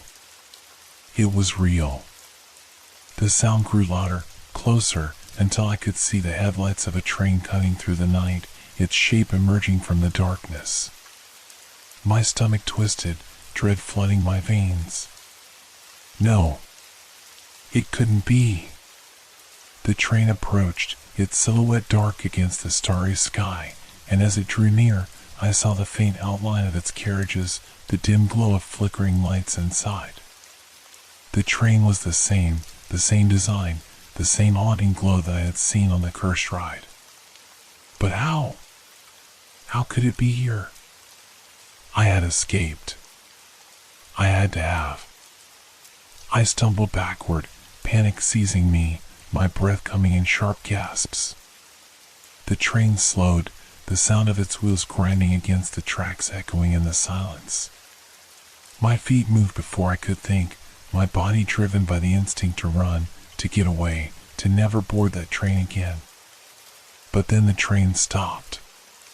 It was almost gentle, the motion of it halting as if inviting me in, beckoning me to return. And at that moment, the door opened. I froze. The door of the train creaked open with a low groan, the darkness inside calling to me like an old friend, like something I had known all my life. There were no sounds of frantic movement, no desperate souls pounding at the windows. The train was still, as if it was waiting for me to come back. I could feel it in my bones, the pull of the train's power, the unnatural gravity that had drawn me to it in the first place. I didn't want to look. I didn't want to step toward it. But I found my feet moving anyway. Slowly, almost mechanically, I walked toward the open door. My mind screamed in defiance, but my body seemed to betray me, each step feeling like 1,000 weights pulling me back to the place I had fought so hard to escape. And then, as I stood at the threshold, something shifted in the air, a subtle change in the atmosphere, a presence that made the hairs on the back of my neck rise. From inside the train, I could feel eyes on me, watching, waiting. The faces I had seen before, those hollow, tortured souls, were now reflected in the glass, staring at me from within. Their eyes were empty, their mouths stretching into grotesque smiles that chilled me to the bone. A voice echoed through the darkness of the train, low and hollow, like a whisper from far away.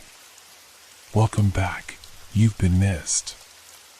I looked into the carriage, where the seats were filled, no longer empty, but with passengers. They were all watching me, silent, as if they knew. As if they had been waiting for me all along. I stepped back, my heart hammering in my chest. But it was no use. The moment I hesitated, I felt the door shut behind me, sealing me inside.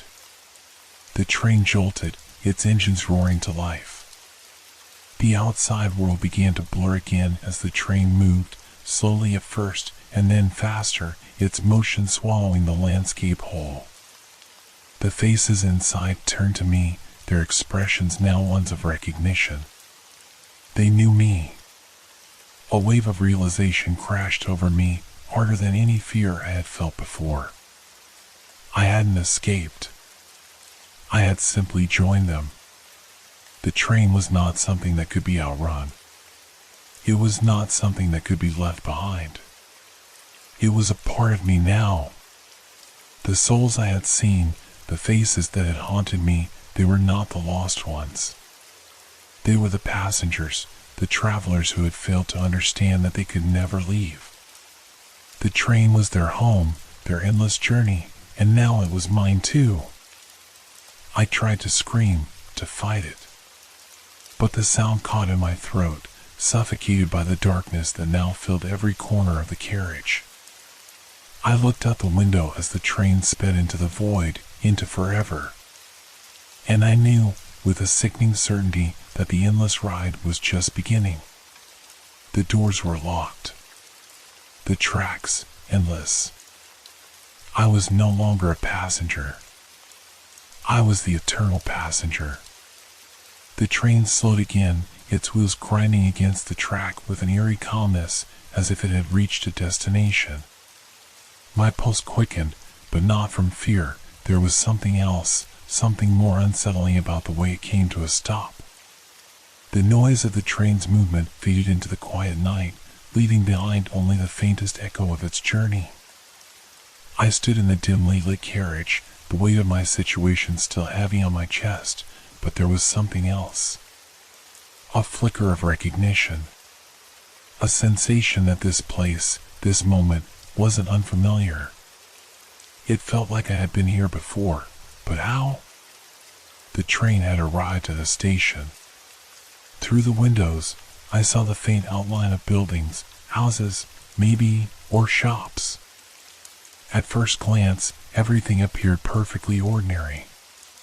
The station platform, dimly lit by an overhead light, seemed to echo the kind of normalcy that you would expect from any small, sleepy town. The ground was smooth and cracked in places, the pavement slightly damp, as if it had rained earlier. The air outside was crisp, fresh, the scent of earth and wet stone filling my lungs. I could almost hear the sound of distant chatter, the soft murmur of conversation, but it was muffled, hushed. I blinked, squinting through the window. For a moment, I thought I saw a person walking along the platform, an old man, hunched over with a walking stick. But as the train came to a complete stop, he vanished into the shadows. Was it real? I didn't know. But the feeling of déjà vu washed over me, a creeping sensation that the station was familiar. It was then that I noticed the subtle details, the things that shouldn't have been there. The faint distortion in the sky, the way the lights flickered in a rhythm that seemed too perfect. The station sign was faded, the letters blurred as if they were trying to escape their own existence. I couldn't read it clearly, but I knew that it wasn't the name of a town I'd ever seen. Still, I felt compelled to step off the train. My feet moved before I could stop them. I had been on the train for so long, trapped in its endless journey, but now there was a feeling that I was nearing something important. Maybe this was the place where I was supposed to get off, where the cycle would break. As I stepped onto the platform, the train behind me seemed to sigh, almost like a breath. But when I looked back, it was already pulling away, its carriages disappearing into the distance without a sound. The platform was empty, silent. I stood there, alone, but something in the air felt wrong. The world around me was too quiet, too still. The buildings on the horizon didn't seem quite right. The windows were dark, the streets deserted, and yet, the air was thick with the sense that this place was alive in its own way. The sound of footsteps echoed down the empty street, too measured, too deliberate. I turned, half expecting to see someone approaching, but when I did, there was no one there. A faint breeze rustled the dry leaves on the ground, and I took a step toward the nearest building, a small, dilapidated house. The door was slightly ajar, creaking with a gentle squeal, as though it had been waiting for me to enter. I hesitated, my hand hovering just inches from the knob. Suddenly, I noticed something more unsettling. A figure appeared in the distance, standing perfectly still, just beyond the platform's edge. It was a woman, her face obscured by a veil, her posture unnervingly rigid. I could feel her eyes on me, though I couldn't see her face clearly. I took a deep breath, deciding to ignore the feeling in my gut that told me I was making a terrible mistake. I stepped forward again, my footsteps quickening, as if to escape the feeling of being watched. But as I walked toward the house, the ground beneath me seemed to shift. The familiar surroundings began to warp, just for a moment. The buildings blurred, flickered, and the woman remained, her figure not moving, but becoming clearer in the periphery of my vision. The station that had felt so real, so normal, suddenly seemed hollow.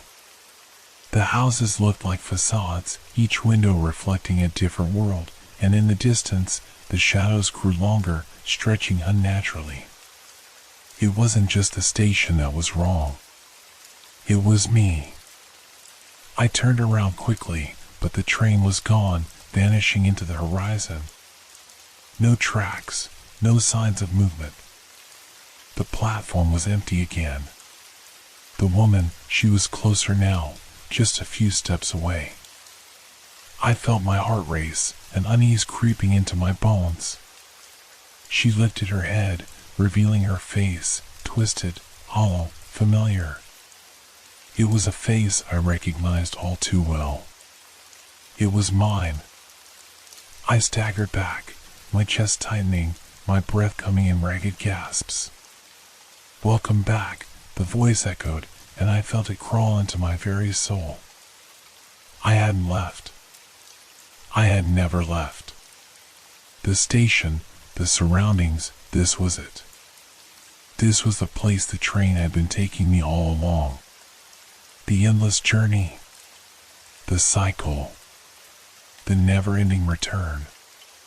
The door to the house creaked open, beckoning me inside. And this time, I knew. There was no escape. I stepped forward, crossing the threshold. The door closed behind me with a final, hollow thud. And in the distance, I could hear the train's wheels click-clack once more. The door slammed shut behind me with a deafening finality, and I stood there, staring at the dimly lit hallway of the house. The air felt thick, heavier than before. I could hear the faint hum of the world outside, but it seemed muffled, as though I were in a different dimension altogether. My feet seemed to move without my consent, carrying me deeper into the house, into the unknown. I had taken one step inside, and it was too late to turn back. My mind raced. Everything I had just experienced, the train, the endless corridors, the strange faces, was coming back to me, over and over, like a haunting refrain I couldn't shake. The house, with its warped architecture and shifting shadows, felt more and more like the train. The walls seemed to bend and stretch, the windows distorted, reflecting a landscape that wasn't real. I turned down a narrow corridor, my heart hammering in my chest, as the sensation of déjà vu washed over me again. This hallway. I had seen it before. I had walked down it. How was that possible? I hadn't been here. Not really. And yet, the more I thought about it, the clearer it became. I stopped. My breath caught in my throat. There, at the end of the corridor, I saw it, the door. It was identical to the one I had just come through. The same wood, the same cracked paint. But there was something else, something that made my skin crawl. The faintest shadow moved beneath the crack, as if someone, or something, was standing just on the other side. A voice whispered, just barely audible, "Don't go back. Not again." I spun around, my chest tight with fear, but there was no one behind me. The house was empty. And yet, I wasn't alone. The walls felt as if they were watching me, the shadows in the corners of my eyes shifting with malicious intent. The silence was suffocating, and the weight of it pressed against my ears, blocking out everything else. I turned back toward the door. The sense of urgency surged in me. I had to escape, I had to. But before I could take another step, the door behind me creaked open, slowly and without a sound. I froze. For a moment, I simply stared, unable to comprehend what was happening. The figure in the doorway was not human. It was a shadow, a shape that loomed larger than any person could, its outline distorted and flickering. I could feel its presence even though it had no real form. It was an emptiness, a vacuum of space that threatened to pull me in, to consume me. The figure stepped forward, its voice more of a thought than a sound. You're already here. You're already part of the cycle. I wanted to scream, to run, but my feet remained rooted to the floor. The realization hit me like a physical blow. The house, the station, the train, it was all the same. I was back on the train, not in the physical sense, but in every sense. I had not left it. I had not escaped. I was merely in a different form, a different role. A different passenger. The truth slammed into me, shattering the last remnants of my mind's defenses. I was not the person I had been before. I had become the one who waited. The one who would board the train again, just as I had been pulled into it all those years ago. I would take the place of the next soul, the next lost traveler who had not yet realized the truth. I wasn't just on the train, I was the train. I had always been part of it. I was stuck, not just in this moment, but in every moment, forever. I staggered back, my body trembling, my thoughts spinning. How many others had walked this path before me? How many had stood here in this very house, only to fall into the same trap, the same endless loop? The cycle had no beginning, no end. The train was not a destination, it was the journey itself, the one that could never be completed. Not by me, not by anyone. The shadowed figure stepped closer, its form now clearer, now real. It was me. Or rather, it was what I would become, an endless passenger, a traveler whose soul had been claimed by the train. I could see the reflection of myself in the glassy eyes of the figure, but it was distorted, warped beyond recognition. You will never leave, it whispered again, its voice like a breeze, cold and unyielding. I tried to resist. I tried to fight it, but there was no escaping the inevitable. The truth of the train, of its endless journey, had consumed me. I had become part of its twisted purpose. The rules were clear, and I had already played my part. The figure raised its hand, and with a sudden, sharp motion, the door to the train reappeared in front of me, the soft clink of the door opening echoing through the silent house. I stumbled forward, instinctively reaching out for it, knowing now what would come next. I was to become the lost traveler. To wait. To board the train once more.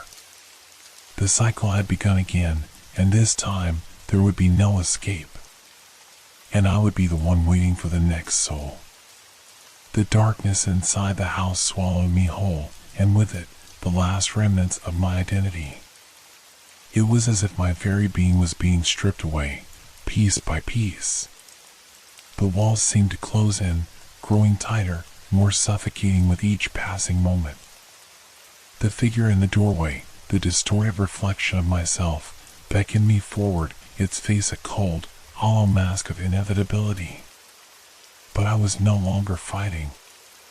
The realization had settled deep within me, its weight unshakable. I wasn't meant to escape. I never had been. I stepped forward, my feet moving as though controlled by some unseen force, my limbs sluggish, unfeeling. As I crossed the threshold, the world around me shifted again. The house, the station, the train, it all blurred together. The lines between reality and the endless journey faded, and the ground beneath me felt like it was made of shadows, like I was walking through some nightmare that had no end. The figure that had once been a shadow now stood tall before me, its face no longer hidden. It was the same as mine, yet not. It was the next me, the future me. The one who would take my place once I had played my role. "It's your turn," the figure said, its voice low, calm, and almost soothing. "You are the one now. The conductor." The words echoed in my mind, stirring something deep inside me. I didn't fully understand, but I felt it. The train's purpose. The endless cycle. The role I was now bound to play. Without another word, the figure turned and gestured to the far wall. It rippled and warped as if it were made of smoke, and in its place, a door appeared. This was not a door like the others. This one was grand, ornate, a dark wooden frame carved with intricate symbols that pulsed with an eerie light. I didn't question it. I didn't need to. I knew what awaited me on the other side. I stepped forward and entered the door. The moment I crossed the threshold, I felt the shift in my being, like a heavy cloak being draped over my shoulders. The weight of it pressed against me, changing me, molding me into something else. The world around me blurred, and a cold chill wrapped itself around my body. The train. I was on the train now. Not as a passenger, not as the lost traveler, but as its guide. The sound of wheels clicking on the tracks filled the air, the rhythmic, steady beat of the train. I could feel its presence now, like an extension of my own soul, its spirit entwined with mine. The train was alive, but it wasn't just a train. It was a place, a dimension, a prison, and I was the one who would guide it forever. I moved toward the front of the train, my feet light yet heavy, my steps echoing in the hollow emptiness of the carriage. The interior of the train had changed. Its once dim and ghostly decor was now richer, darker, more regal. Gold trim lined the walls, and the flickering lights took on a soft, ambient glow, illuminating the space like a forgotten palace. It was beautiful, but it was also suffocating. At the very front of the train, I found the conductor's seat, grand, made of dark mahogany, edged with patterns that shimmered like stars. It was empty, waiting for me. The weight of it pressed against me, urging me forward. I sat down, and the moment I did, I felt the connection. The train's spirit intertwined with mine, filling my senses. I could feel every vibration of the tracks beneath me, the distant whispers of the lost passengers, the cold, unyielding force of the wheels that never stopped turning. The endless journey. I looked out the front window of the train. Beyond it, a vast emptiness stretched endlessly, like an ocean of blackness with no shore in sight. There was no beginning and no end, just the eternal motion of the train, carrying its passengers toward destinations they would never reach. I reached out, instinctively pulling a lever, and the train lurched forward. It moved with an unsettling smoothness, its pace steady and relentless. I had become the one who controlled its path, the one who ensured the cycle would continue. And yet, as I sat there, I couldn't help but feel a sense of loss. Not for the life I had left behind, but for the souls that would soon board the train. Souls like mine, souls that would not know what awaited them. I could feel their fear, their confusion, their desperation. The journey would consume them, just as it had consumed me. And in time, they would take my place, and I would wait for the next soul. I stood up, my hands trembling as I adjusted the controls. The path ahead was dark, but I knew it was not my responsibility to question it. It was my responsibility to guide them, to ensure the train's journey never ceased. I looked at the passengers, shadows in the dimly lit cabins, each lost, each searching for answers they would never find. Their eyes were blank, their bodies tense, but they did not see me. I was not one of them anymore. I was something else. The figure appeared again, myself, but older, more worn. It was the version of me that had become the conductor before, and now it was gone. It smiled softly, its eyes filled with a quiet sadness. "You will understand in time," it whispered. And as the train rumbled on, I did understand. The cycle was complete. The journey would never end. Not for me, not for anyone. I was the conductor now, and I would guide the train forever. The endless passenger, the eternal guide, and the train would never stop.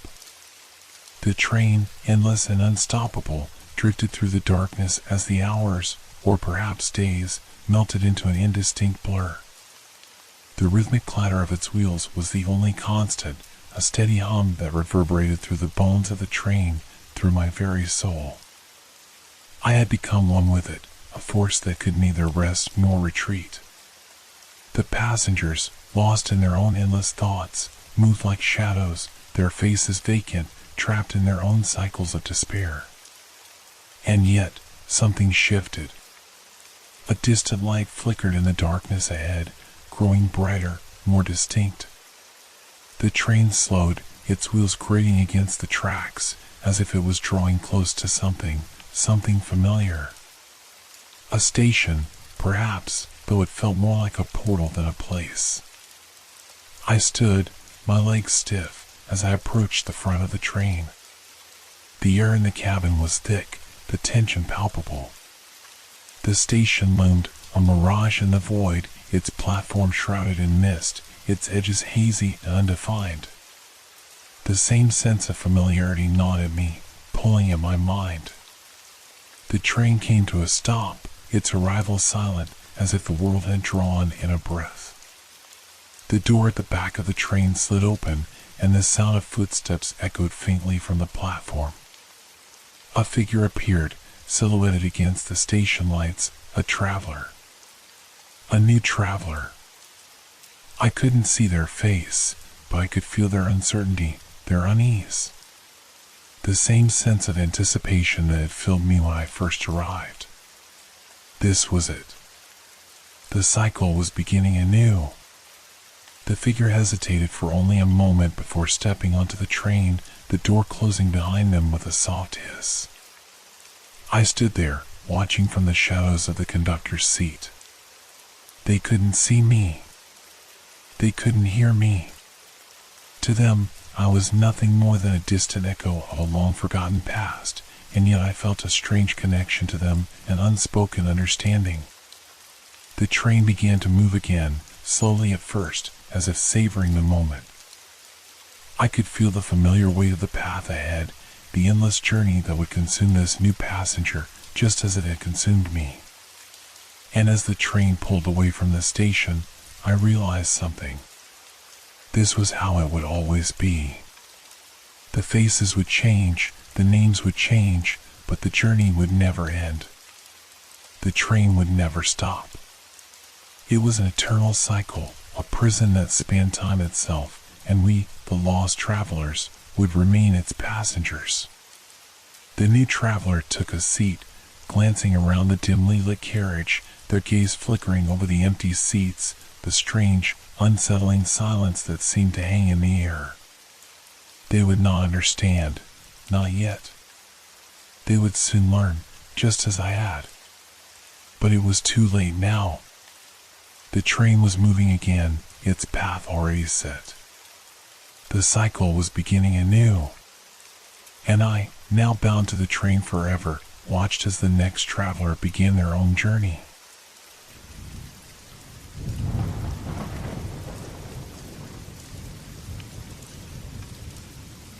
This has been a long, dark journey through the night with Whisper Crowley. Thank you for staying with us until the end. Leave a like if these stories made you look at the darkness a little differently, and share in the comments what you enjoyed most or what gave you chills. Make sure to subscribe so you don't miss our next Sinister Whispers. Until we meet again in the world of shadows.